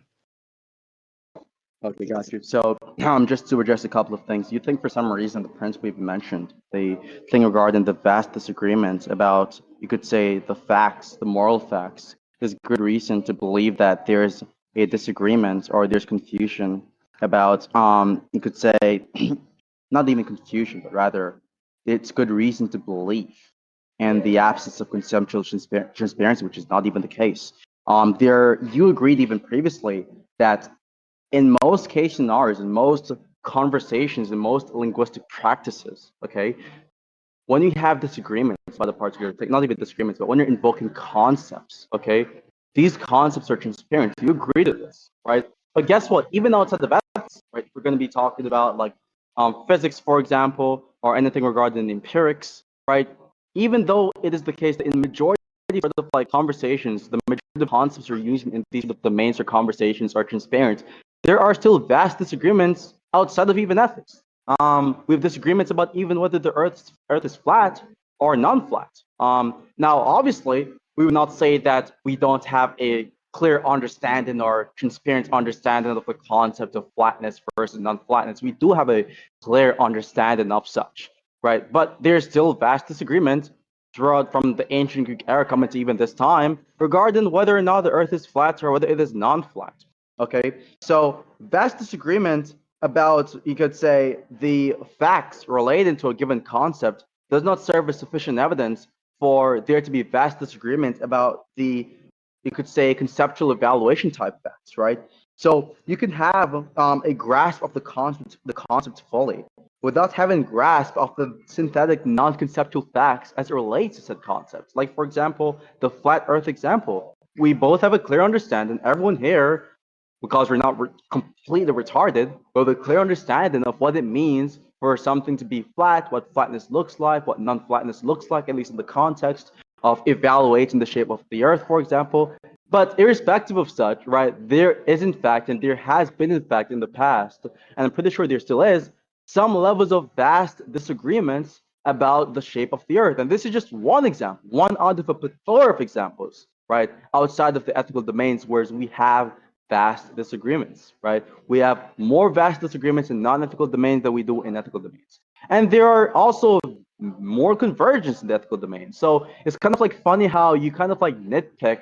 This is the typical obscurantist rhetoric I was talking about, right? You nitpick certain things and ignore other details, which shits on your own points. There's more convergence. Like, obviously, the average person would say that it is the case that it is wrong to rape babies. Like, that's fucking disgusting. That's wrong. Like, if you take like a 3-year-old kid, for example, and just like fucking have sex with that kid with no freaking consent, that's wrong. The average person would say this. That's moral convergence right there. So if you believe that moral divergence, vast disagreement, right, is the type of thing which indicates in absence of conceptual transparency, I want to know why you don't believe that moral convergence is the type of thing which is evidence for there to be conceptual transparency. Now, last but not least, you talk about the idea of the irreducibility of moral language from the linguistic agents that are participating in moral discourses. that is equally expected under the view that moral concepts or moral terminologies or linguistic tokens are semantically primitive. So semantic primitivity equally expects the data you're appealing to generate this dogfish arguments against my position. And not to mention the other claims you made got undercut by the moral convergence response, and also the other response I've made regarding the lack of synonymy between, you could say, disagreements about facts pertaining to the concept, which can be external to the concept, and the conceptual facts, which are going to be internal, right? So those are another set of points you'd have to address. You have not really. Oh, by the way, another tracking blunder you made, I typed it out in the chat just to make sure I did not forget. You're talking about, oh, I don't see how mathematical realism is not postulating are making any theoretical posits. I'm not saying that it is not making any posits, any ontic or theoretical posits. I was saying it was not making any unnecessary, and I repeat, any unnecessary posits, you dumbass. I was not saying it was not making any posits whatsoever. And then, by the way, if something is making necessary posits, then saying that having those posits as a part of that specific theoretical landscape makes it less parsimonious is retarded, because when you're talking about the principle of parsimony or Occam's razor, whatever terminology you want to use to basically describe this concept, okay? When you're talking about that, we're talking about entities or propositions should not be multiplied beyond necessity. If these propositions are necessary given the epistemic data we have to be postulated, then we have strong reason to postulate these propositions, and so they would not be violating the background principle of parsimony. So you mentioning and you talking about how this view has XYZ amount of posits does not sufficiently justify it being less parsimonious given my standard, because my standard is not just confined to just mere postulation of propositions, but it also depends on the necessity or the relevancy of affirming these propositions given the data we have access to, epistemically speaking. So that's just basically it. Let's see if we can give a better response this time. I'm done talking. Okay, so first of all, like, yes, I was making the case that like mathematical realism would in this case be unnecessarily adding like theoretic types within the categorical scheme that they're deploying, right? So I don't know like what specifically you didn't track. I necessarily said, yes, they're adding in unnecessary parts within their categorical scheme. The conventionalists or the like constructivists about mathematics can equally as well appeal to like the mathematical facts just being grounded by the conventional schemes, but they're not like introducing these like very queer metaphysically strange properties like external to the mathematical facts, right? Or any sort of like Platonist facts would sort of like account for what the mathematical facts are, right? So the point that you just said is just like completely retarded. Then the second part is, yes, you wanted to say there's moral convergence, but let's actually examine that. There's moral convergence when it comes to things like slavery, rape, like someone molesting a baby, right? Most people would say, if not the 99.9% of people in like the world would say, yes, that is fucking disgusting. Okay, that doesn't mean that given these like examples that you've individuated, that it doesn't get vastly outweighed by the vast, and I mean vast, incommensurate sort of like disagreements that we have about morality in general. Like there's constant disagreement about abortion, whether or not homosexuality should be legalized, whether or not it's moral, just given the fact that like whether or not lending interest is moral, can give you countless examples, right? Expropriating property, just given the fact that you want to like impose taxes on someone's property. There's countless examples. You've only given like 2 or 3 examples to sort of like respond to like the overwhelming evidence that there is vast moral disagreement. And I didn't just say overwhelming moral disagreement. I also added in the conjunction that there's vast verbal disputes. Obviously, there's going to be vast disagreement within the domain of physics about Everettianism or quantum mechanics or spooky action at a distance and things like that.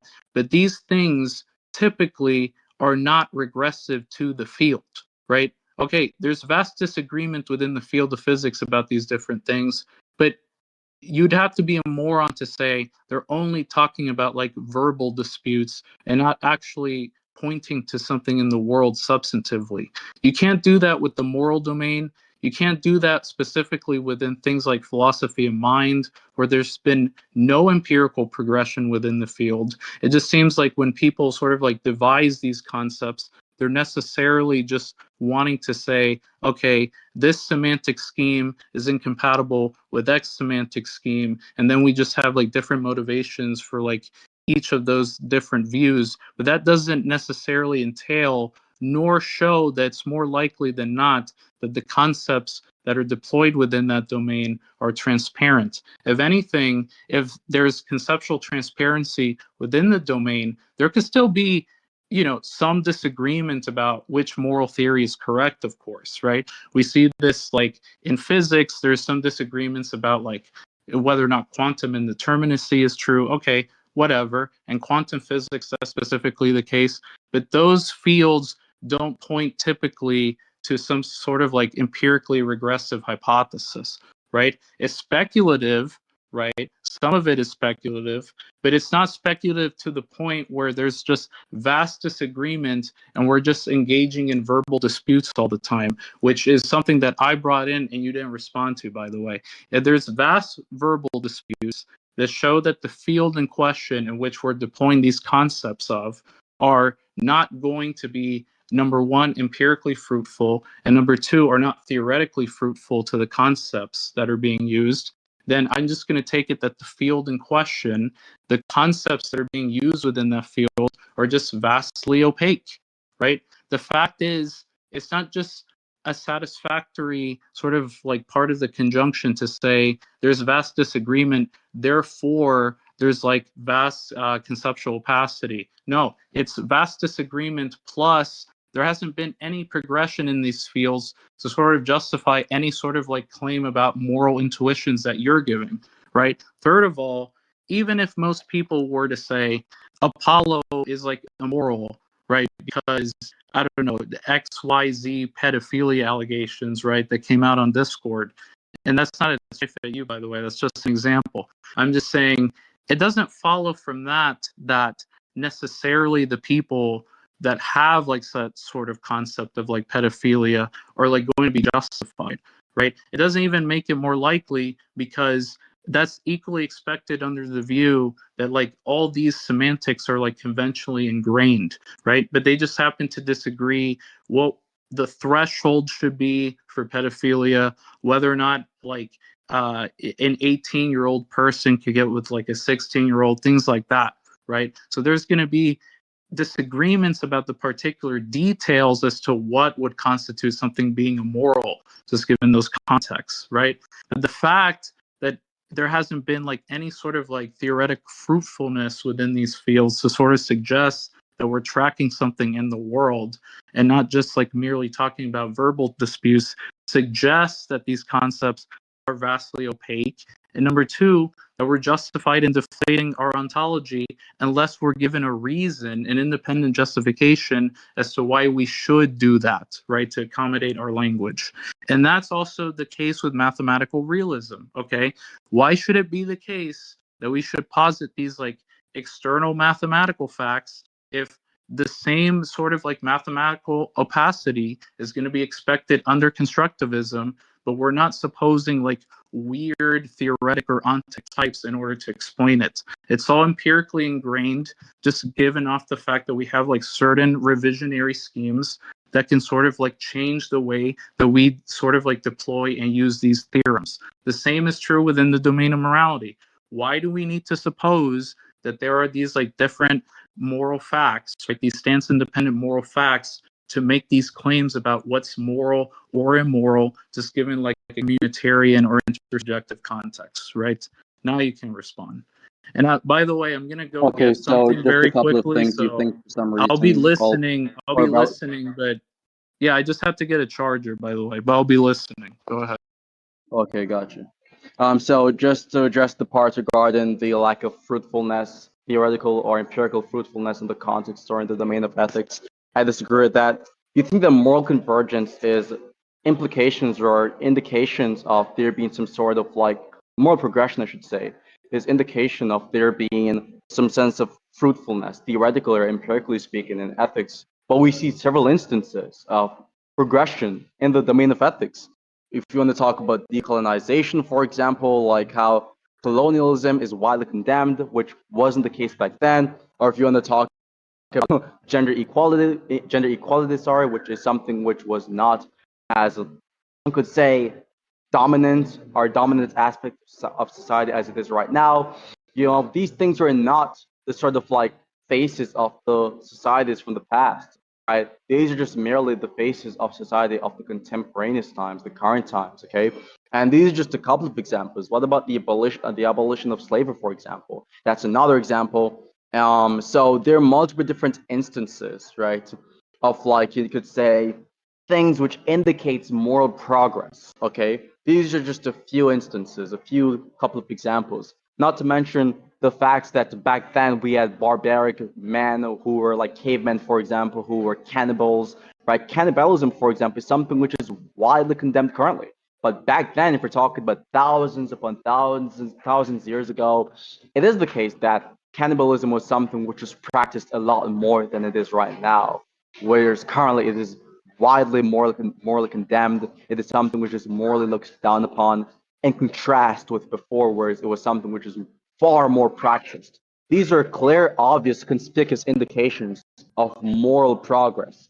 So if you think moral progress is indication of theoretical, if not empirical fruitfulness, given the examples I've given, which demonstrates moral progress, then you then have to bite the bullet and say that there's some level of theoretical fruitfulness. By the way, you've not demonstrated the claim that there's no theoretical fruitfulness for the domain. You've not demonstrated that claim. So that's something which has to be proven as well. Not to mention, you said that there are vast disagreements in ethics, which is not something which is disagreed upon. However, there are also vast agreements. You have not shown why there are more vast disagreements than there are vast. There are at least 10 examples I can list off the top of my head where there is moral convergence, right? If we're going to be talking about, for instance, lying is something which is generally perceived to be immoral, right? Theft is generally conceived to be immoral. Or, for example, kidnapping, human trafficking, severe physical abuse of children, or even slavery, as you mentioned, and torture. These are case scenarios which people agree widely that these things are immoral. So just like how you gave countless examples, as you like to call it, for there being vast disagreements, I've just given countless examples of there being vast agreements. So again, if you want to make a case for an absence of conceptual transparency to justify why your position is inevitably or fundamentally coherent, you'd have to, number one, show why there are more cases of vast disagreements for vast agreements, for it to have stronger evidence in favor of conceptual opaqueness over conceptual transparency.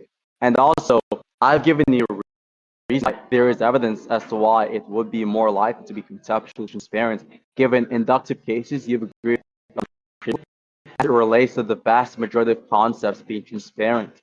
Okay, so considering that into consideration, or placing that into consideration, the vast majority, if not all, the evidence we have available is my proposition, my conclusion, my belief that I'm pushing forth here over the unsubstantiated belief that you're just bloviating over, which has no sort of substance to back it up.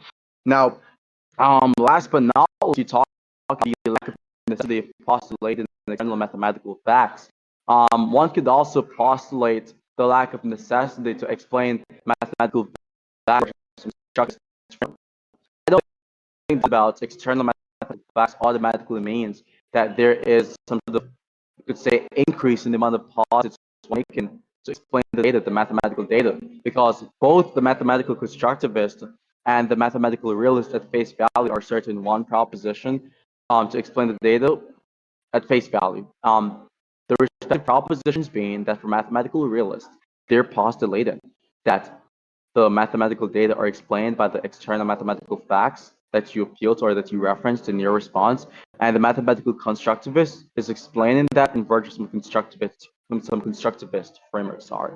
So with that being said, I've addressed and I could say completely torn to pieces the vast disagreement type argument you tried to give for the lack of conceptual transparency or the existence of conceptual opaqueness in the context of ethics. and have given independent evidence as to why it is more likely that these concepts are transparent outside of the agreement, disagreement slash argument, right? That evidence being the agreements you made previously regarding the preponderance of cases of concepts being employed in conversations linguistically being the types of concepts which are transparent. So with that being said, as we both already know, the establishment of the opaqueness slash transparency of moral concepts directly ties back to the justification that you would have for believing that your concept is coherent, or that I would have for believing that your concept of normative justification is incoherent, which, by the way, would just be evidence against your anti-realist position. So that's just basically it. Let me know if you have any other responses, and if so, and if not, we can just move on to a different point regarding your arguments and so forth. Okay, so number one specifically, yes, specifically, you've like mentioned these examples of moral progress, given the fact that there's gender equality, abolition of slavery, things like that. The thing when I'm referencing, when I say that this thing lacks empirical fruitfulness, right? Empirical fruitfulness is just accommodating for the data after the fact, after these things happened, and then say, here, look, here's an example of progress. No, when theoretic progress or empirical progress are posited, it's a theory that has to do with whether or not it has like novel predictive utility, or it has like some sort of like predictive process where someone makes a hypothesis, right? They evaluate the data, and just given what's expected within the theory, if X is widely predicted and it happens, then that means that that theory has predictive success, right? What you're doing is you're basically accommodating for the data ad hocly after the fact, just given the fact that you want to individuate certain examples that sort of supports your point, right? As an example, cherry picking, right? When I say that these theories are not, right, empirically fruitful, I'm saying just given the way that they're defined conceptually, it doesn't seem like they raise significantly the probability of this view being fruitful insofar as like it's able to predict convergences, right? Especially the type of convergences that would outweigh the vast moral disagreement that we have in the moral domain, right? So just like basically accommodating for the fact that there's progress, right? Or whatever you take progress to be, doesn't sufficiently justify the claim that there is actually theoretic progress within the field, right? If anything, we see the direct opposite in the domain of metaethics, right? There's several different positions which are vastly incommensurate with each other, right? They yield similar indeterminate results. It seems like moral realism, if it were true, I'm taking the position in this debate it isn't, it would yield vast ontic indeterminacy. There seems to be like no sort of like explanation that's been given by the moral realist as to why it's indispensable to posit these like new theoretic or ontic types in order to explain the data. Similarly, when it comes to like things like mathematical realism, yes, of course they're going to have to posit new mathematical laws, right? So what you said about like, oh, if they're going to posit like external mathematical facts, it can't be the case, or it makes it very unlikely that it's the case that they're going to inflate their ontology or they're going to inflate their theoretic scheme by positing these external facts, because they're not like introducing new propositions. Well, the new proposition that's being introduced is that there are these like existential facts, there are these like ontic facts, these like ontically committing mathematical facts. Not only do they ground the mathematical facts just given our convention, but they widely, hyper-intentionally ground like all the facts concerning about mathematical revision and mathematical like conceptual opacity and things of that sort. Whereas like the constructivist only needs to posit one ontic type. They only need to posit just the community, right? The mathematical community that devises these like mathematical rules of reasoning, these like ways of like designing theorems and things like that. What the externalist needs to do is to basically posit all that, plus they have to plus add in all this stuff about, okay, there are these facts out there, and they sort of like explain specifically what is being referenced when we say, oh, there are these like facts concerning like how we should design our theories, right? So yes, it's going to be like more ontically and theoretically inflated. Then there's the part of like, okay, vast disagreement plus verbal disputes makes it more likely that there is like conceptual opacity within the field. But I don't know what to say to you, right? There hasn't been like any sort of like predictive outlier by any sort of like moral realist position that's been offered that would like make it more likely that we have these like vast examples of convergence outweighing moral disagreement. If anything, we see the exact opposite. You've only named like 3 examples. Okay. And by the way, you did that in an accommodationist factor. I was basically just highlighting how the fact that you gave, like, yes, you gave 10 examples as you're writing in chat, but I'm saying even those 10 examples, you didn't give like any sort of like predictive hypothesis for them. You basically just tried to accommodate after the fact by saying, yes, there are these like historical examples, but that doesn't mean that it's going to like raise the probability of the view being true, right? So like the fact that you think, oh, I'm just going to accommodate for the fact that there's like gender abolition, sorry, not gender abolition, there's like gender equality, there's like slavery abolition, things like that. It doesn't warrant the case that there's like empirical fruitfulness in the field, you fucking dumbass. It's just showing, look, you have like an ad hoc way of explaining things. I've given you criteria for what would count as theoretic or empirical fruitfulness, and you're failing to track that. Yeah, so there you go. The blabbering ape projection is track of disabilities. Oh shit. So anyway, just to address a couple of things. So you talk about the idea of there not being any sort of predictions regarding the examples that I've given, right? You have not even established, given a moral anti-realist framework as to how it would be the case that that view, you fucking dumbass, as you like to put it, is making any sort of predictions as to why we would even have these vast disagreements. And I can actually establish a potential case as to why these would be predicted by the moral realist. Even you can even just like how you can use evolution as a means of like explaining morality or ethics in the favor of the more anti-realist framework, you can do the exact same for moral realism insofar as we know that it is more expected given evolutionary biology and given neurochemistry and the fact that we as human beings develop what is called a sensory motor ground in our brains, for example. Right? Given that specifically, the intuitions we have towards a particular belief or about a belief being correct is evidence for that belief being representative of some objective fact and not just a mere illusion or just mere desires or motivations or mental attitudes, okay? And so the intuitions we have, right, which inevitably or ends up converging with these particular case scenarios being immoral, would be more expected given the fact that we have evolved over time and we are becoming beings which are more acquainted with the relevant facts of the universe, right? The benefits our, you could say, our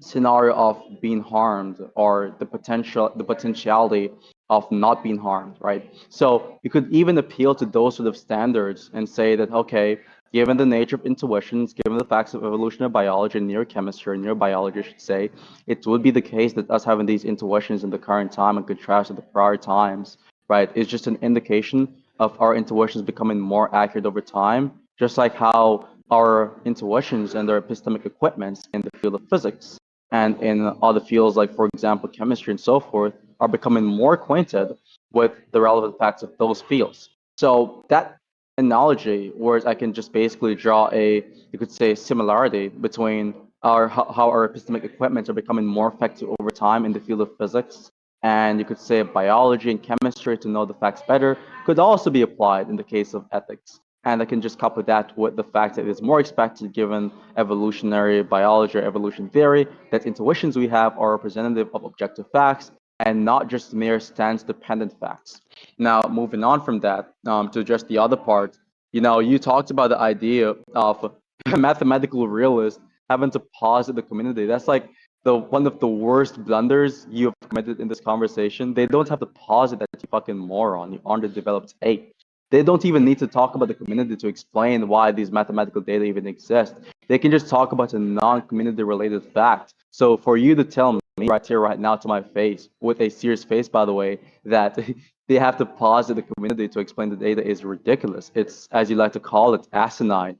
So moving on from that, you have utilitarian frameworks of moral realism, which predicts these convergences, right? It is expected under utilitarianism, which is compatible with moral realism, that we would have these types of convergences. These types of convergences as it relates to, you could say, rape being wrong or sexual assault being wrong, or you could say, torture being wrong. The list goes on, right? These things are predicted under utilitarianism. And by the way, when I use the word predict, I'm not sure if you even understand what that word even means, but by prediction, I'm just talking about conditional probability of a given view being correct given a particular data, right? So if the conditional probability of some given hypothesis being true is above 0.5 to a considerable degree, given a particular data which is being analyzed by a particular agent, it would be the case that that particular hypothesis has predictions, that predictions being the data which serves as evidence for that position, right? So if that's the accounts of predictions you're going under, by the way, then it would be the case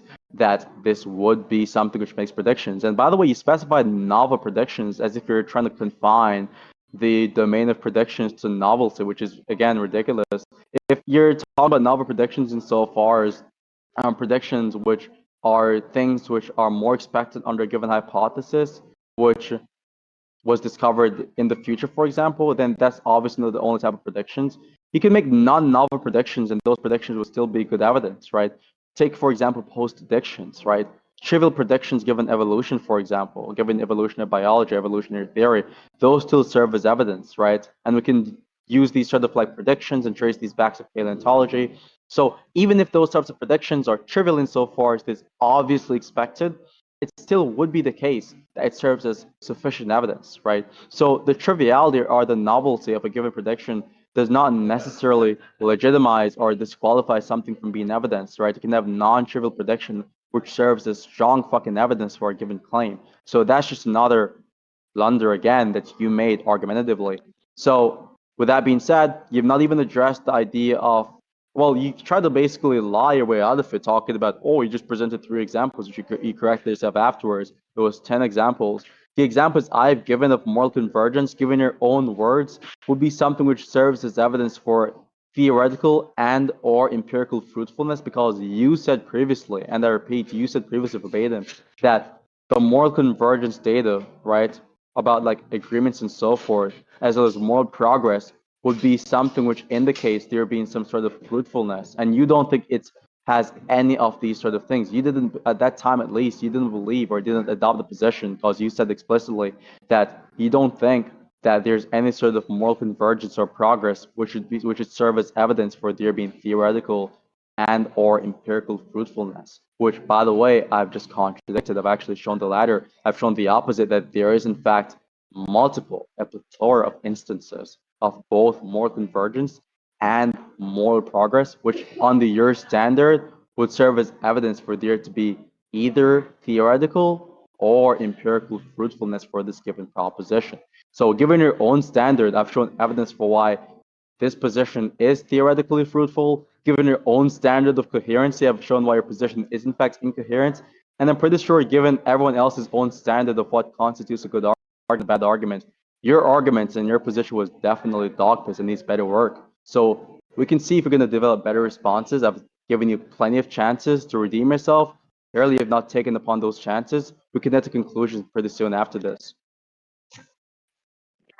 Okay, so that was a lot. So, first of all, I never specifically made a claim about like novelty or like predictive novelty as just being the only marker for like predictive success. I'm just highlighting it as like a primary condition for there being predictive success within a theory. So, you weren't tracking that point. Second of all, I made it very specific to you that like sure, you can appeal to these like evolutionary accounts or these like consequentialist accounts to sort of like basically in principle try to draw predictive success from those theories. But the problem is you're sort of like invoking naturalistic evolution, the development of our like cognitive psychology, of our like cognitive architecture, to sort of basically say it's like highly expected under moral realism that we're like tracking what these facts are supposed to be and what they're pertaining to. No, if anything, that's equally explained under review where let's say morality is reducible to valences. Let's just say these like desire traits, right? Like pleasure, pain, things like that. And we're not sort of like invoking some sort of like external extensionality, like some sort of like fact pertaining to some naturalistic hypothesis as to what external natural properties would like ground these moral facts, right? If anything, sure, valences, pain, pleasure, things like that, those are empirically compatible with moral realism. That's not the point. I'm just saying the view where they're reducible down to like a subject's appraisal, right, seems to be more in line with the fact that we've like developed these like naturalistic habits, right? We've developed things that are like certain behaviors that are going to be like socially fit, just given like the context that we're in, right? So those are going to be reducible, at least under the view that, you know, a subjectivist takes valences to be, that there are these like stance dependent facts as to what grounds morality, right? And we don't need to invoke some sort of like additional addendum, right? Some like thesis pertaining to, okay, these facts are both grounded in our cognitive psychology, all the sort of biological facts, and we're appealing to some like strange sort of like naturalistic property out there in the ether that explains this. I don't see why, even given like moral intuitions, like most people wouldn't say, yes, we sort of like developed these behaviors, right, within a social context, just given the fact that we share certain goals. We share the goal of like survival, sort of like cooperation, competition among species, right? We sort of want to like reproduce, like have like generational offspring, things like that. Those all seem perfectly in line with the explanatory thesis that these things are ingrained within a hypothesis that has to deal with like what our emotions are, and not some sort of moral fact out there that's like motivating us, like some fact out there that's external to our minds, or let's say our stances, right? So if it's equally explained under the view that these valences are reducible to stance dependent facts, and we do not need to posit some like external naturalistic property that doesn't add anything significant, at least metaphysically or theoretically, to the hypothesis, then we're justified in like negating moral realism, or in this case, like moral naturalism. Okay. Then there was like a specific part that you said, oh, it seems like you don't even know what predictions are, because I'm giving like some sort of view that these things would be sort of like partially accommodated for, right? So you wanted to say there are these like 10 examples that you want to invoke and say that there's like moral progress, but moral progress isn't equivalent, nor does it make it more likely that there's like empirical progress within the field, right? It could be the case that there's like at least some semblance, like just given what you take progress to be, that just trivially speaking, that there's going to be at least some improvement from like prior standards, right, of morality. But that's not the point. The point is the concept of morality doesn't seem to track anything out there in reality that would make it substantially the case, not just like in terms of minuscule examples that you gave, that we aren't just like semantically jibber jabbering or giving verbal disputes as to what morality pertains to. Take, for example, the field of mereology. If mereological realism is true, we would expect like vast ontic indeterminacy, just given the fact it doesn't seem plausible to posit like real composite objects existing, right, as opposed to some nihilistic hypothesis. If it just happens to be that the nihilistic hypothesis can explain the data equally as well as the realist, but can posit less stuff, both in terms of laws and both in terms of the things that are sort of dependent on for the theory to work, right? So you haven't given a case for how that's going to be true within the moral domain. In the moral domain specifically, it seems like moral realism is going to be theoretically indeterminate. It needs to posit this like vast transparency when it comes to these like moral concepts, which just seems ridiculous on the face of it if you consider the fact that like most people, even if they have the intuition that Jeffrey Dahmer is incorrect for strangling and raping children, it wouldn't imply nor make it more likely that he would be unjustified, right? Just given that criteria alone. Of course, we would have to examine the concept further.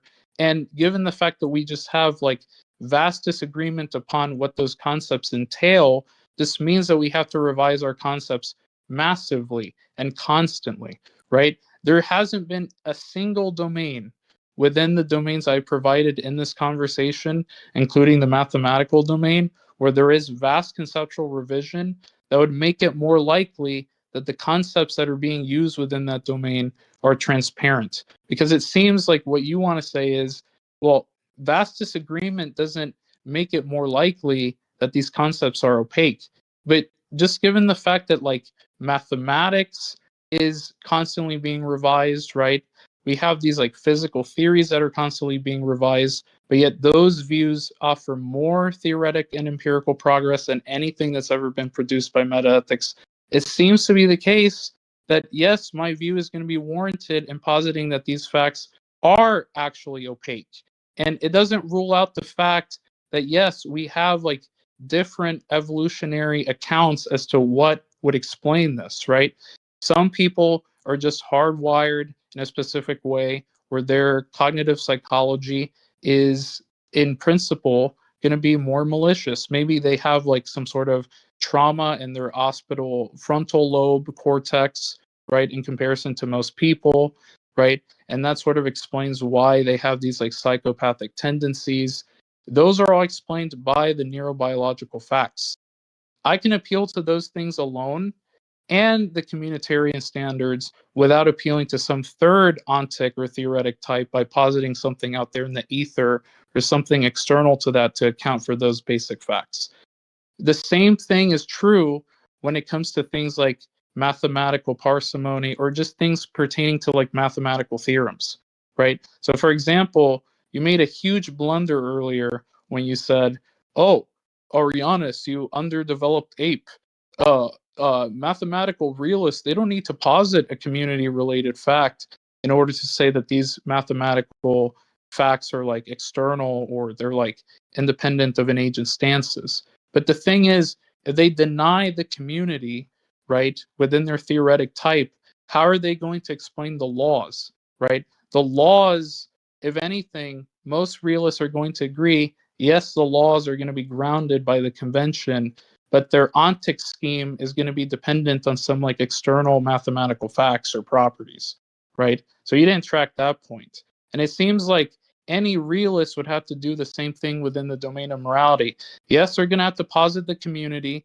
Yes, they're going to have to posit conventional standards of these semantics, because if they didn't, most people wouldn't even know what the fuck they're talking about, right? When they say that something is immoral. So, of course, you fucking dumbass retard with the sub 40 IQ, yes, they're going to have to posit the community. But the point is, when they sort of deploy that within their ontic scheme, they aren't like explaining something that's necessary to explain the data. It's unnecessary. So I basically just accounted for everything. And then we can move on to like the second part of like my argument, which I think is like more interesting than this because we've been going on for this for like more than an hour.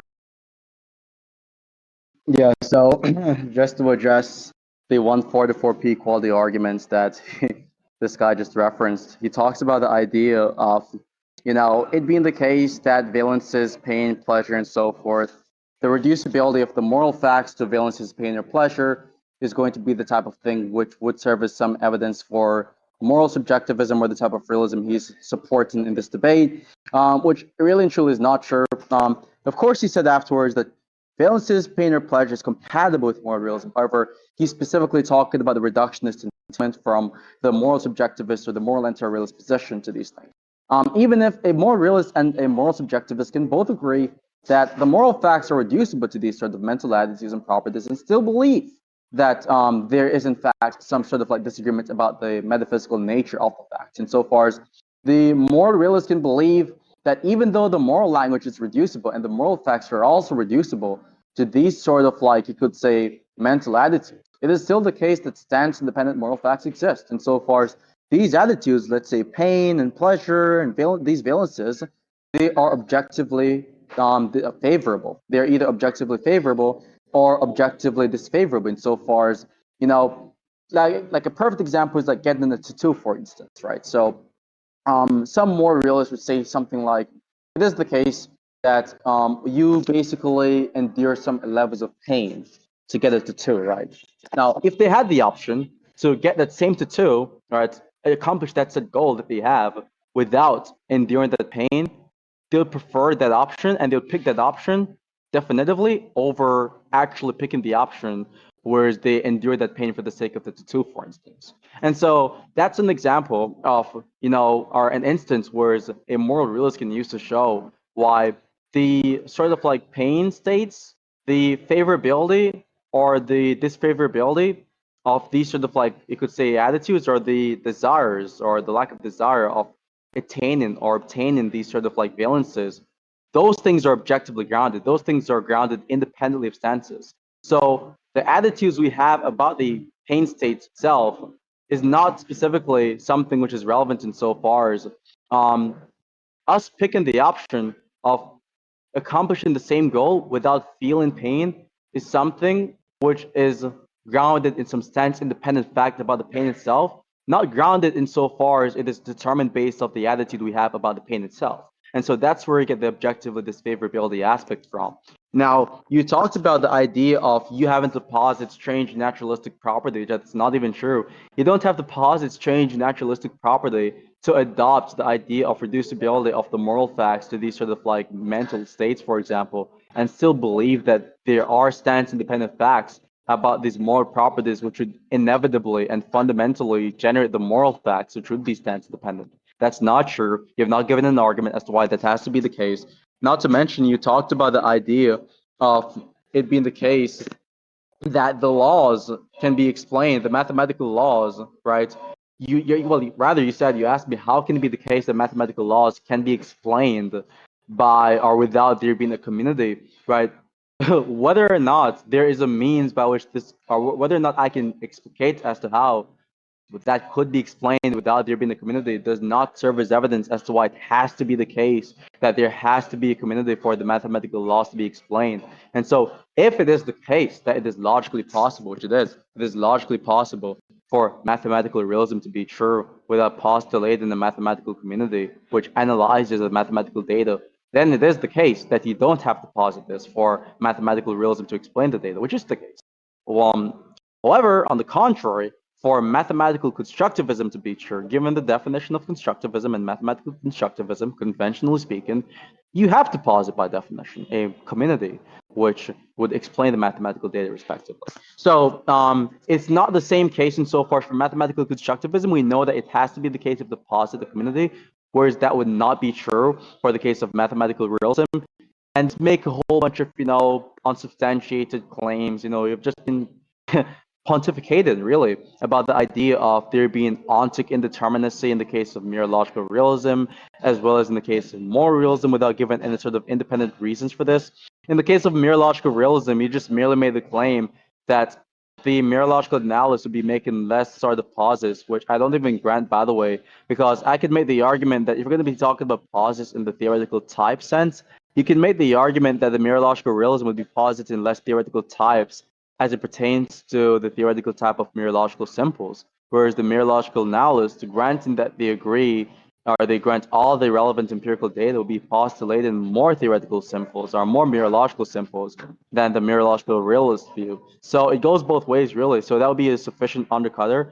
Not to mention, you talk about queerness and strangeness. Those things need a lot of clarification. You're just using these vague weasel words to get your way out of the fact that you actually don't have any evidence for whatever you're saying, and you just skits rambling your way through this.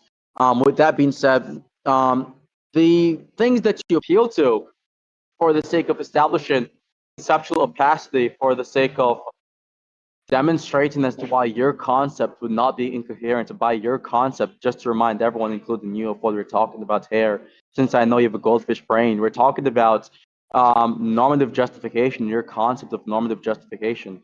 I'm saying that as it relates to that specifically, right, your concept, for that to be something which is coherent, it would have to be the case that you show a preponderance of probabilistic reasons as to why this specific thing was shared by the conventional linguistic practices, which you have not done, by the way, whereas I've shown reasons as to why it is more likely as to why this would not be true, given the expectation of the intuitions that people have about the Jeffrey Dahmer case, alongside the inductive case that we both shook hands on and signed off on regarding majorative concepts being linguistically employed in conversations, being the types of things which are in fact transparent epistemically speaking. So the reasons you've given on the latter or on the contrary got undercutted because I've given things which equally expects that data which is compatible with more realism. Plus, I've given independent reasons outside of those undercutted reasons which favors more realism. And sorry, not more realism, but rather it favors the idea that your concept of normative justification is incoherent over your presupposition, which is that it would in fact be coherent. So I don't think there's anything else that needs to be addressed here unless you have some new points to bring onto the table, but you can give your response now. Okay, so when you say that the valence facts are going to be like at least reducible to like some facts about pertaining to an agent's favorability insofar as like they prefer some behaviors that like induce pleasure or pain, like are you specifically when you say grounding there, are you talking about like metaphysical explanation?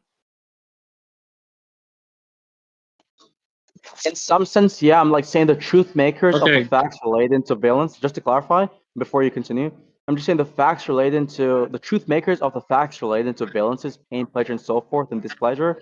Those things are objective. They're stance independent. It's not based off like what your stances are like of the agents.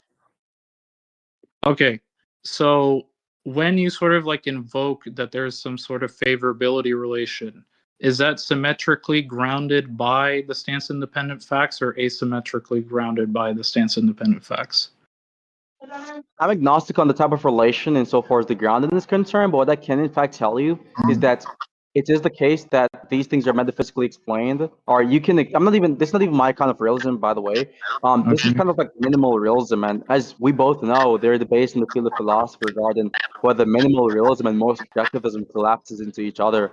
But this version of realism basically would just explain these sort of facts about valences by saying, "Hey, we have these facts, and the subject or the predicates of these facts are relating to valences. However, we have stance-independent reasons about these facts insofar as doing this action or not doing this action, which is accompanied by these sort of valences or not accompanied by these negative valences."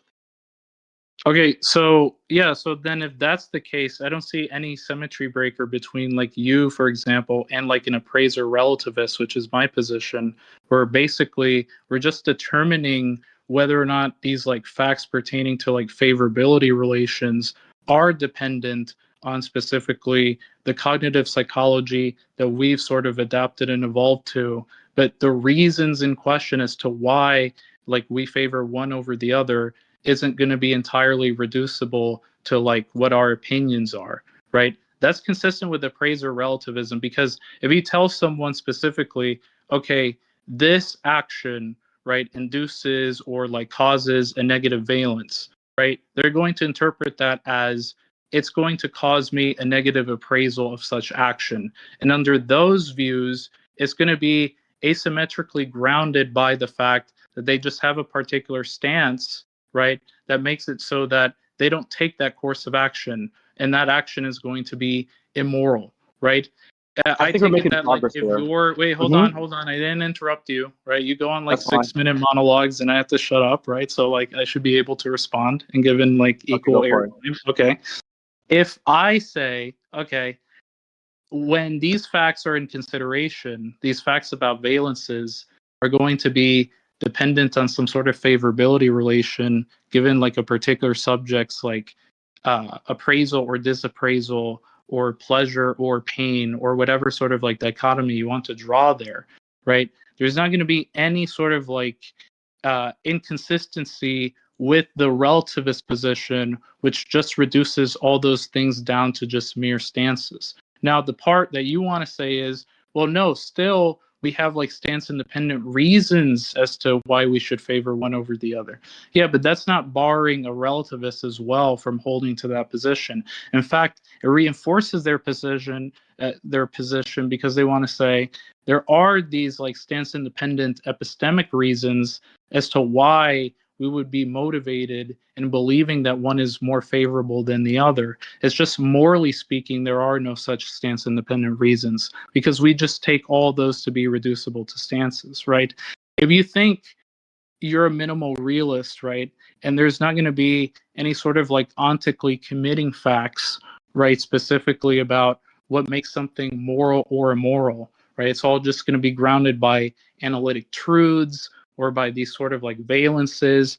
Yeah, I don't see any symmetry breaker between that and like an appraiser relativist just saying, yes, the moral facts, the stance independent moral facts, there are no coextensional facts pertaining to those. There's no coextensionality to those facts, right? So they're either deflated in some analytic sense or they're just reducible to some valence type, which is just consistent with appraiser relativism. The whole point of appraiser relativism is the moral appraisal or disappraisal of an action serves as the truth maker as to whether or not such a thing is considered to be moral or immoral.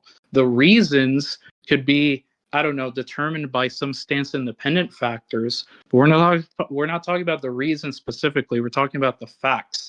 As long as you agree that the facts in question are asymmetrically grounded by some sort of relation pertaining to stance dependent factors like, opinions and, whether or not someone favors or prefers an action that favors like their pleasure over their pain and contrast, then yeah, that's like reducible to some sort of like relativism. I see no substantive difference between your position and basically someone who says, yes, there are no like ontically committing facts pertaining to like these moral truths, but nevertheless, the favorability relations are going to be reducible down to like these sort of like valences that we're evolved to having. And those valences are all going to be grounded by stance dependent facts under a relativist position. I'm going to ask you a series of questions.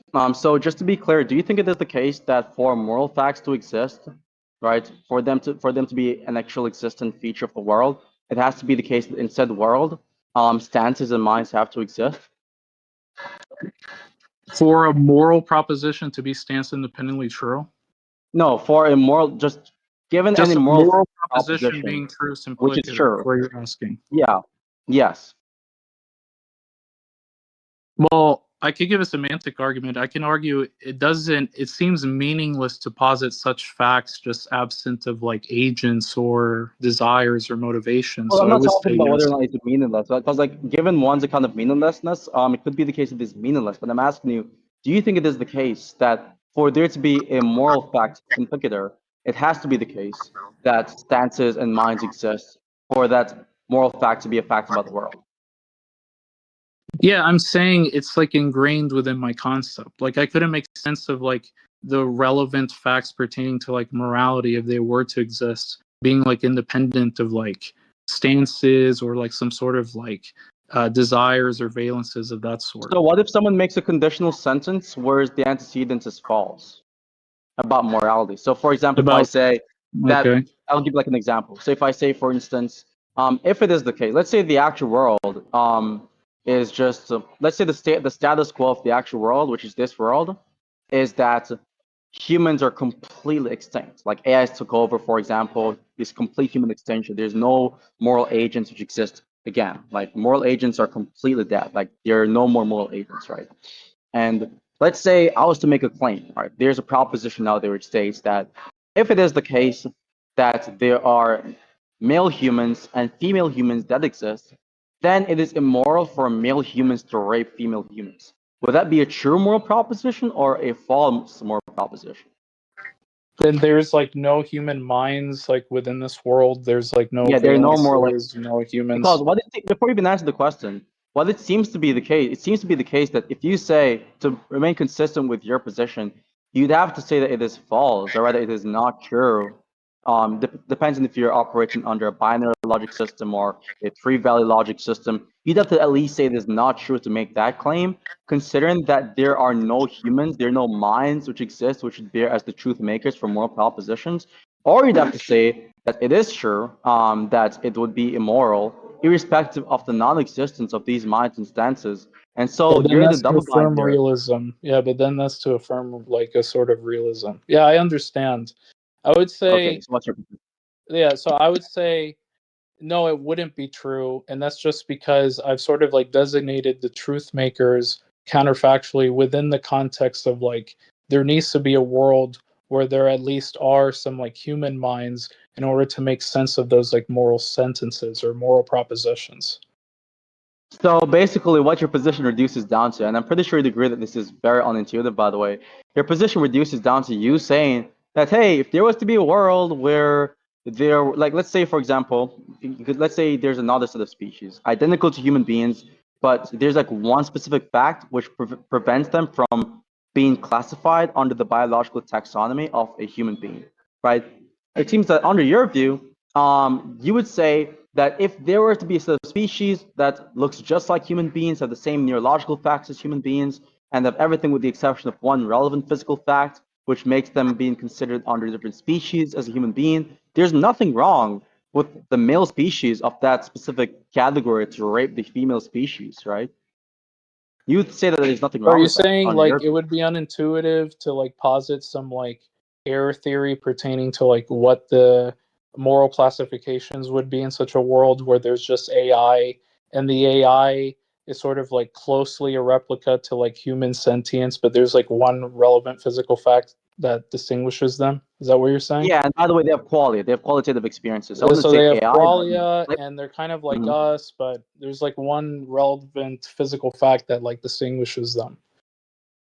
Yeah, so under I your would view, you'd have to say say, that there's nothing wrong with the male AGI, for example, raping the female AGI. There's nothing wrong with that, despite the female AGI experiencing pain and displeasure from the action. There's nothing wrong with that action. Like you'd yeah, have to but say I'm that. saying like it seems like under that position, it's going to be equally explained under some like view where yes, symmetrically speaking, we are talking about stances, and we can sort of abrogate moral language and just specifically talk about like the desires that people have in that world, even if there are like no human agents involved, right? So like, I don't think okay, just given the fact that like saying it's wrong, right, simplicator means that it's going to be unintuitive. If all you mean by wrong is like, I don't think there's going to be like some stance independent truth that makes such a statement like true, right? Like it's wrong to like rape someone. I don't We think can that's we like can basically unintuitive. postpone the I semantical don't think analysis it's for later unintuitive. on. Okay, so I mean, Yeah, I it's wanted just an to intuition clarify proof argument. something. I Yeah, wanted to, can I go clarify for it. something before you go? Go. Okay, so here's my point. I don't think if you smuggle in some like stance independent normativity, yes, like most people are going to say yes, it's like intuitively wrong to say that, but I'm not doing that. I'm supposing that yes, we can sort of like abrogate the way that people sort of like devise, because with the AGI example, we aren't even using like human beings, right, that have like full on like replicas of consciousness, right, or things like that. There's at least like one relevant physical difference that distinguishes us from them. Seems like most people are going to want to make these claims in mind that they're talking about like human beings, right? And they're not supposing this like counterfactual analysis as to like what would make such an action wrong in a given world absent like human minds. I think when people make these sort of claims, they have human minds like in consideration, right? And they also, it doesn't seem like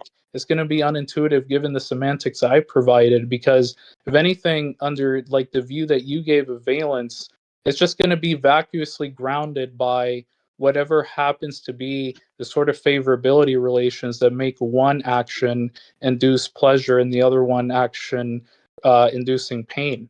Like, if anything, the view that the relativist is providing is saying, no, the favorability relation is not dependent solely upon the base example, right? The base example basically informs us, right? The fact that we've evolved to have these desires, it doesn't mean that we're like tracking some like stance independent moral fact, right, out there in the ether. It's just saying we have these desires, and the way that we carry on with our lives is going to be dependent strictly upon like which actions are going to guide like our behaviors. And some actions are going to induce pleasure, which is a good, and other actions are going to induce pain, which is bad, right? And then we determine moral sentences based off of that.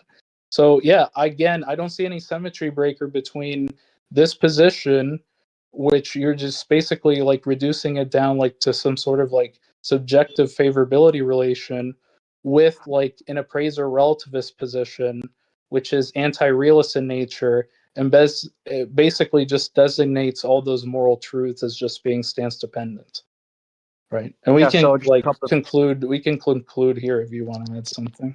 Yeah, just to clear up something, you talked about the human mind stuff. You don't think they have human minds in their consideration and they're making these sort of like moral analyses. I don't agree with that. Like, I think, for example, pretty obviously, if let's say Marvel was to, let's say, have a new movie, right? And in this new movie, you could say, I don't know, freaking, well, let's say DC had a new movie, for instance, right?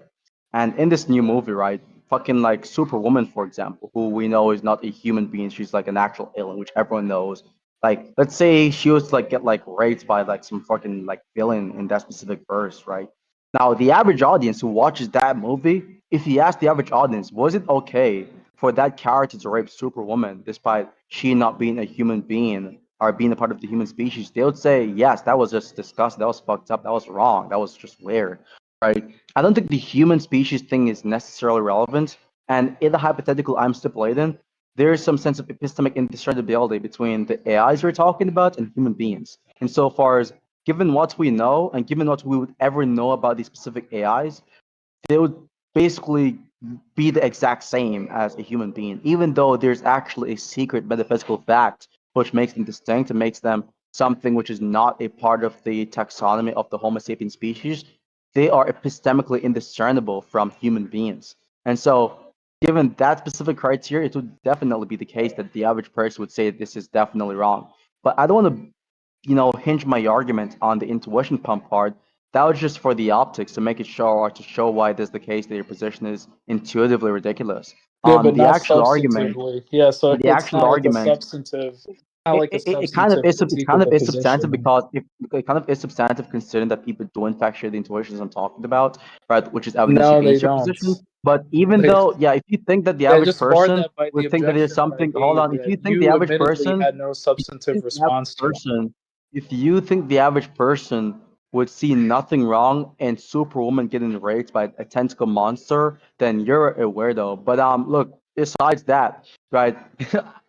A About the other weirdo, part but a we're talking weirdo about. insofar as But like besides I'm the sort of other part inducing we're going to be pain talking onto about, them. It just seems look like at you're you, making like just some sort of like spazzing objection out. from this. Wow, I thought you were You're making complaining some about this objection stuff. from What's disgust. You're going saying, on? okay, What's it's going on? weird, so therefore what? It's weird that you're interrupting the person while begging for an objection. Just relax, Okay, champ. so what do you So what I'm think trying is to say meant here is there by calm down, weird? If G. it's not like some sort Calm of down, semblance G. of disgust, And now then. he's going to meta debate me on the weirdness word because you're trying to deal with the Yeah, topic. but isn't Now, that let's what you go on. tried to do earlier when you Typical said you're behavioral invoking like behavior. strange When naturalistic you're just going properties? You're off, invoking the word strange. just going off. Okay, this in itself is While I'm strange. Like, unfazed by what do you you derailing consider the weird topic. about that? Just watch Arianus as he proceeds And to what do talk you over consider? Apollo, So, as he look, gets Apollo, do you increasingly think that they're look, you fucking intimidated. brain dead Jamaican, you coconut And grab now he's Jamaican? resorting Do to you the ad think homs because he that can't there is actually tell what's some going on. stance independent fact that's He's derived, just morally proving speaking, more and from more that action that being he's an quote unquote weird? Yes or underdeveloped no? ape. Just look at him talk over me. God damn it. You're I'm peeing your talking over underwears you right because now. I just want you to You're clarify a peeing few your things. underwears. Okay, Do you just calm think down. something being weird indicates that there is some Okay, stance Ariana. independent moral Okay, fact? okay. Let's get back to the topic. So my argument against your position was not just the unintuitive nature of that specifically, which I've successfully established while you attempted to speak over me to get into rhetorical gambit. But I've mentioned the distinctive cases against your position. If That's you cute. to address, you undercut it if you attempted to give as it relates to the prediction, so reduced to build its surveillances. Never works either. So it's kind of like terrible, on your end, to be honest. It has been terrible from the beginning on your end, but been at a level where there's no way you can come back from this, type shit. But just moving on from this little like optical thing right now. Just focus on something more important, right? If you want to talk about the appraisal relativist position, right? And if you're saying that your position collapses into moral realism insofar as you're granting that there would be stance-independent Moral facts as it relates to anti-realism. moral properties, which would make it the case that there would be stance-independent moral facts, I said it then for collapses into one, that moral would be anti-realism. pipe down, G. That would be an automatic concession, right?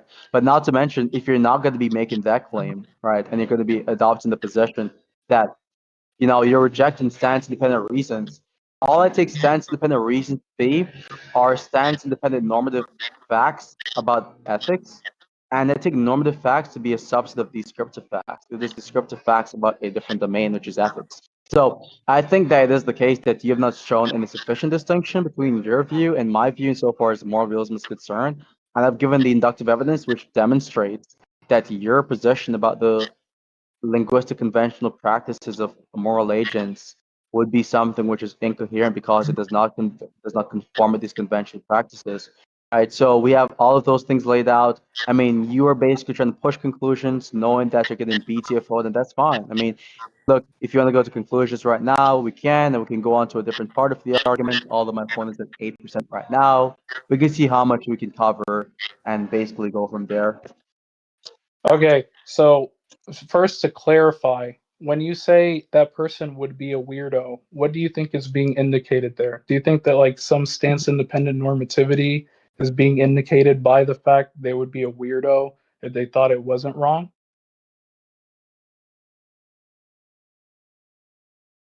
I don't think there has to be any sort of like stance independent / stance dependent accounts of normativity which has to be invoked for that to be true. I'm just saying the fact of that being true would be evidence against your position, which entails the proposition that these things are necessary determinants of the moral facts. Wait, so how is it evidence? Like the whole point is like weirdness specifically within the domain of like conventional semantics. When someone says, okay, yes, this person is like acting in a way that's inappropriate, right? Just given the fact that we understand certain things to be immoral, right? Do you think that they're going to be invoking some like fact about moral realism or some fact pertaining to like stance independent normativity? Because it seems like when most people say, yeah, that guy is weird or he acts in a weird way, they're most likely just talking about their like emotive attitudes or their like emotions or their level of disgust at the action, which is better explained by an anti-realist position than a realist position. Wait, hold on a second. So you think it's just a probabilistic case? You think it is most likely an expression of emotive states? So just to be clear, that's going to be an On implicit the concession of this semantics of possibility. the term that's being Wait, used, wait, yes. hold on. Wait, you kind of just like messed yourself up, right? Because now the original theory is logically Yeah, possible please for tell me more why. real, but now, hold on, you say this. But now you're saying that it is the case that there is in What? fact, or there No, does in look, I'm fact remain the saying, possibility. given the No, don't talk. term that No, was being don't talk used in over this me now. context Oh, look at being him just called crying. weird, I'm Look, you saying can throw your there baby temper hasn't been tantrum when I'm any done talking. demonstrable Okay? probabilistic Look at him evidence that talking would over me. point This to is some so scared. fact This is of so like crazy. moral realism being Why are you true. so scared, dude? Okay, so I'm I'm gonna not continue scared, my I'm point. just Okay, you're clarifying the scared of me points. I'm pointing saying, out. look, You're scared of me you made a pointing out the retarded point trash by saying, yes, this contradiction is going to be that you vastly committed unintuitive yourself to. because this Wait, is just considered to be clear on weird. something, And I said, you what part of said you saying that originally. it's Uh weird oh. can't Hey, be calm explained under down, some fact relax, that's going to be stance calm dependent down, Jay. I'm or still something talking, dependent on like and he's moral still going. anti-realism being true, And he's dumbass? still So going. look, Oh my retard, God, he's still going. look, dumbass. And now he's saying the dumbass insult. Oh, he's Yeah, learning you from his did say dad T something jump. dumb Oh because shit. you were basically You're saying, learning from look, your dad the T jump. intuition Anyways, pump, moving which on. wasn't Moving at all on. You're substantive, by crashing the out, way, dude. You're presented crashing no out. undercutting or rebutting You're defeater for the manifesting. position. It was You're just used for some like manifesting. shitty You're rhetorical talking over device, me right right? now because You you're so said scared. you You're said that it was complaining, weird. Then I said, Arianus. What's look, going on? See, because you're complaining about interruptions and I had to go on mute when you're talking, since you don't have the level of self-control like an actual human being to mute yourself and shut the fuck up like a good bitch, I'm gonna mute yourself. I'm gonna mute your account for you. Okay. So, as I was saying, the contradiction. And by the way, if you want to talk about perma just to be clear, when I unmute you after this, I'm going to mute myself and I'm not going to interrupt you not even once to demonstrate equity and fairness.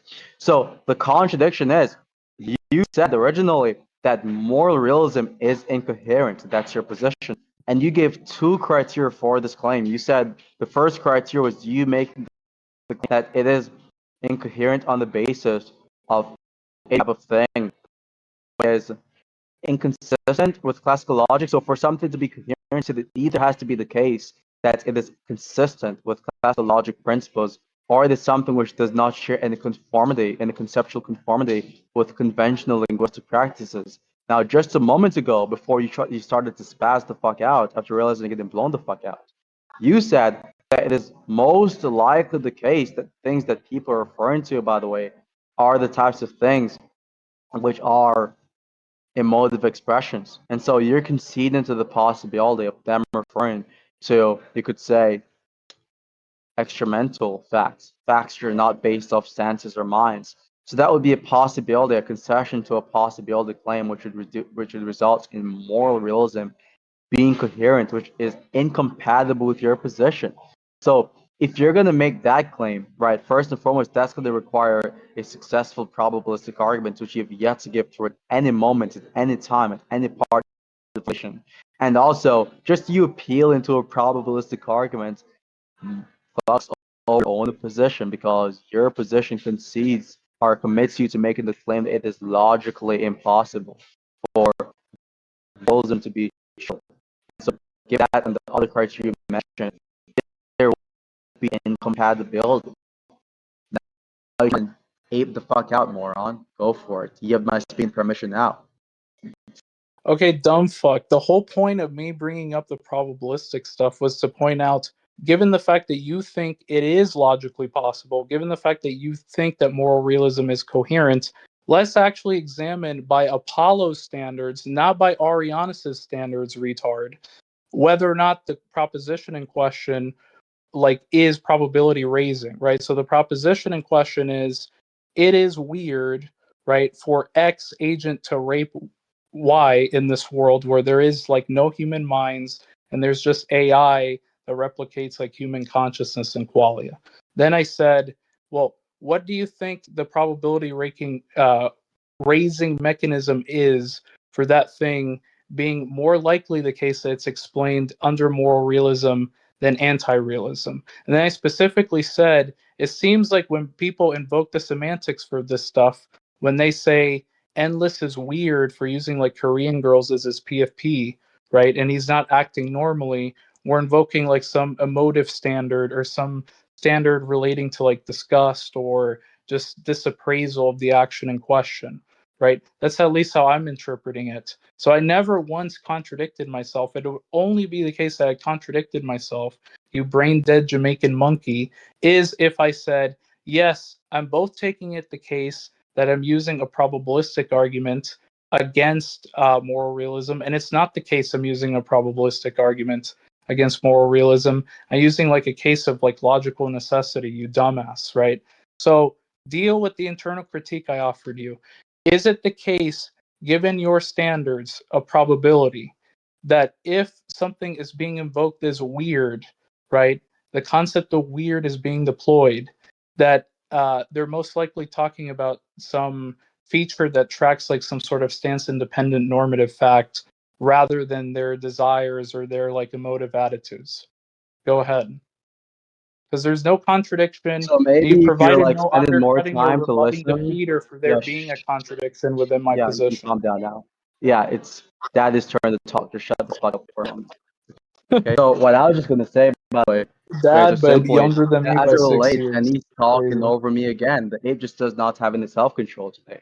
Notice, so I muted myself the entire time when he was okay. So now maybe if it's more to track what I'm saying, instead of just talking an ape and you keep immigrant ape, you'd honor fact just simply that if you're gonna say that these are necessary, right, for these things being the stances of human beings being necessary for there to be moral facts.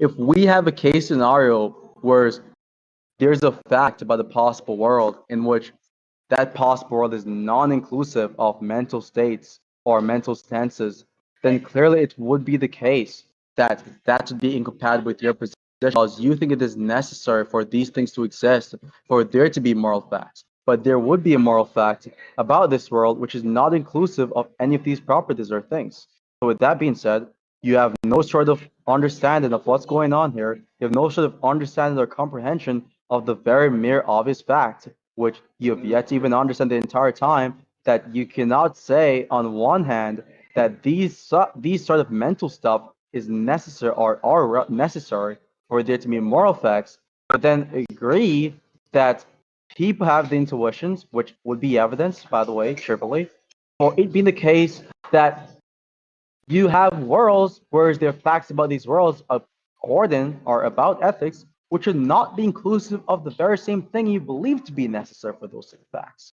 Right? Now, if you want to say, for example, that it is more likely that by awareness they're talking about some sort of emotive states or whatever, it depends on the type of awareness. You dishonest scumbag. You know, when you're talking about someone being weird for having Korean girl PFPs, they're not making a moral claim. They're not saying, hey, you should not do this. They're just saying, hey, this thing is kind of like a bit repulsive, right? You're basically equivocating on conventional awareness. Like, for example, it's weird to simp for females like Dua Lipa, for example. It's being weird to rape babies. Like, there's this right there. You can't even compare the two types of awareness. One is obviously more severe and has a much larger impact on our belief system and our action guiding principles than the other. So what you're talking there is just a dishonest equivocation for the sake of running away from the dumb claim you made previously about the idea of you thinking that there's some level of compatibility. And once again, outside of this intuition pump that I've used against your position, which makes your position look like complete horseshit, right? Outside of that, the evidence I presented previously has yet to be addressed. The inductive evidence, again, against the position, the points regarding the vast majority of concepts being transparent, and how I undercutted every single one of your trash dog water responses to what my argument was, right? All of these things would serve as evidence against the position that your concept of normative justification is the type of thing which maps onto conventional linguistic practices, which, given your own standard, you moron, would establish sufficiently as to why your concept is just incoherent. It's just nonsensical gobbledygook, which no one should give a fuck about, which everyone should just dismiss and neglect, just like how your parents dismissed you, obviously. So now we're just going to move on from this, if you want to move on, right, to a different point perhaps, or we can just end the debate off from here because your argument fell flat on its head today, despite the amount of preparation put into this debate, basically. So that's just it. I'm going to mute you right now. You can talk right now. You can just throw your temper tantrum right now, but please just don't do it when I'm trying to give an argument. That's just not how debates work.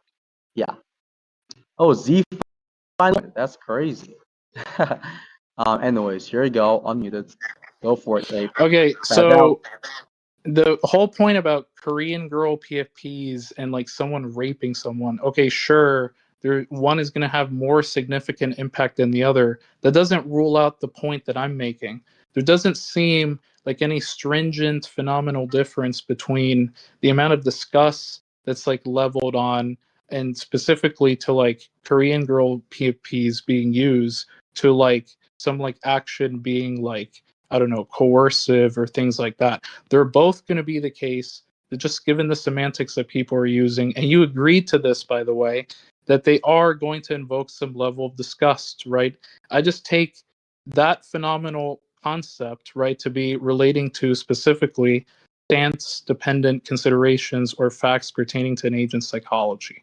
Okay, so the amount part or the severity part doesn't rule out the part that, yes, what's phenomenally grounding the fact that this is weird, just given their use of the semantics, is going to be dependent on an emotion. Okay. Then you went on like a long diatribe about like, oh, this is just like evidence that you're like contradicting yourself. No, I just said specifically, we're granting the possibility for the sake of argument that yes, there is such a world where there are these like AGIs, and these AGIs have a replica of human consciousness, and they have qualia.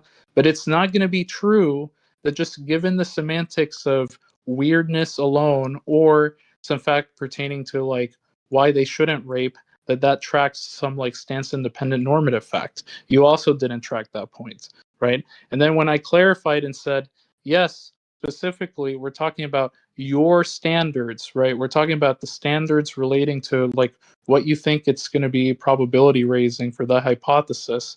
You never gave any argument like specifying why there's a lack of grounding insofar as like when we say something is weird, that's going to be dependent on the fact that they are like invoking some like non-emotive standard or like some externalist standard, right? So the point that you said was complete dog shit, to put it in your words.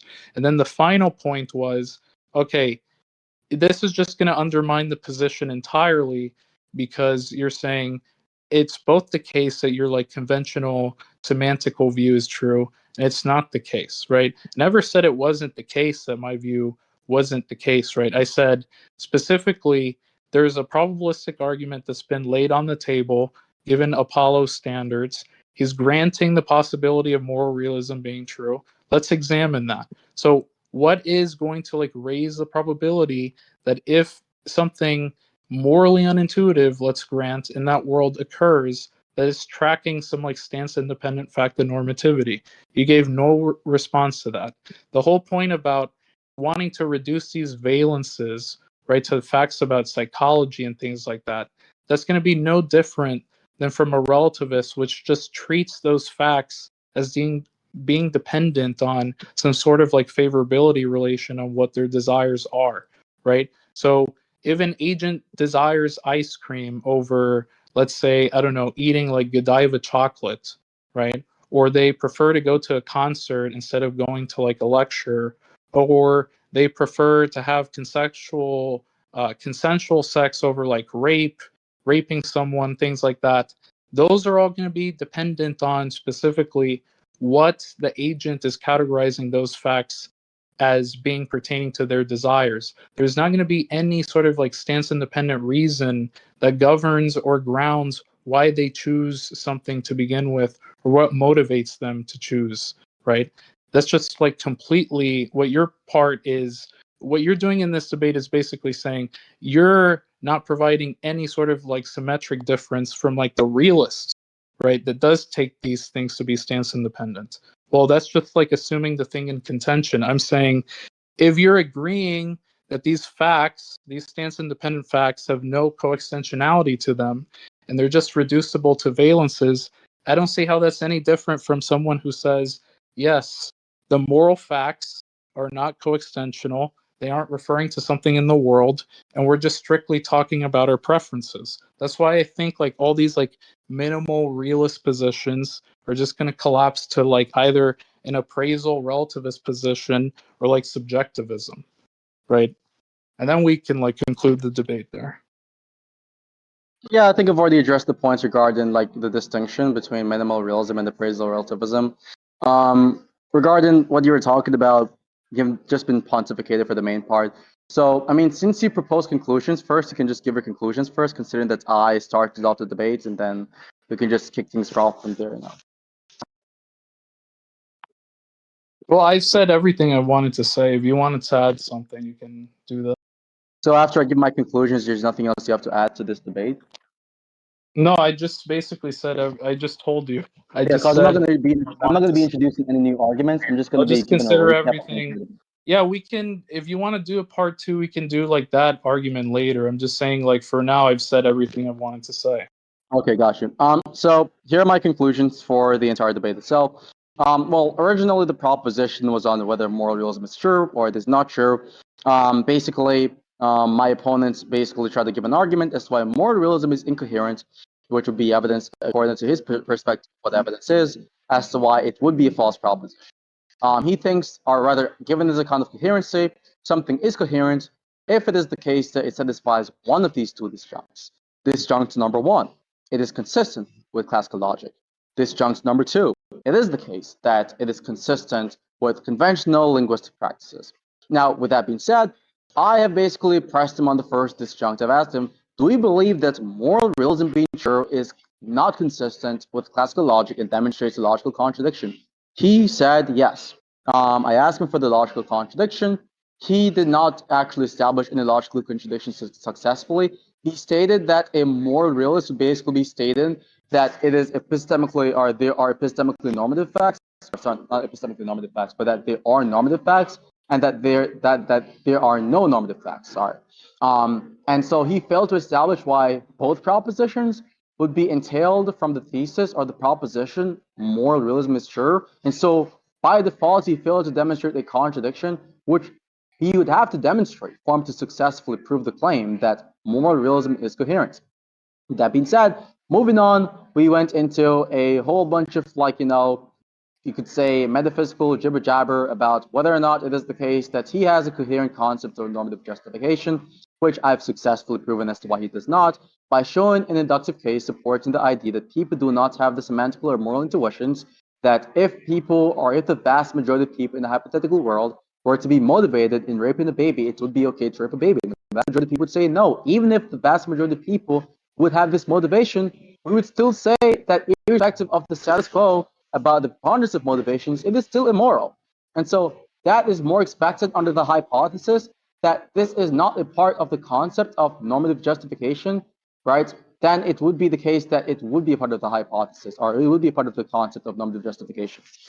So that being said, I've given an inductive case supporting the idea that most likely they do not have this concept that he thinks that the vast majority of people would have, which should serve as evidence against people having this sort of linguistic conventional practice that he believes acts in conformity with his concept, right? I've given the inductive evidence as to why most definitely moral concepts are transparent, given the fact that we have the inductive case which he granted regarding the vast majority of concepts in conversations being transparent. So for him to posit this moral concept to be this special exception without giving any sufficient justification is not just special pleading, but results in a less parsimonious theoretical landscape, as if elaborated on multiple times previously, to which he failed to track multiple times previously. Moving on, his undercutters are his reasons for believing in conceptual capacity got undercutted basically. I've flipped back the reasons back onto him. I've given instances of moral convergence, instances of moral progress, which he granted previously to be evidence for there to be theoretical fruitfulness in the domain of ethics. Long story short, he has never given any sufficient reasons or evidence, and I have been reemphasizing this over and over to him. I've given him several redemption chances. He has never taken opportunity of any of these chances. Long story short, I think it was pretty one-sided, argumentatively, and it was really terrible when he was spazzing out as a means of coping with his insecurity on the rhetoric. And that's just basically it, man. Yeah, I'm done. GG's.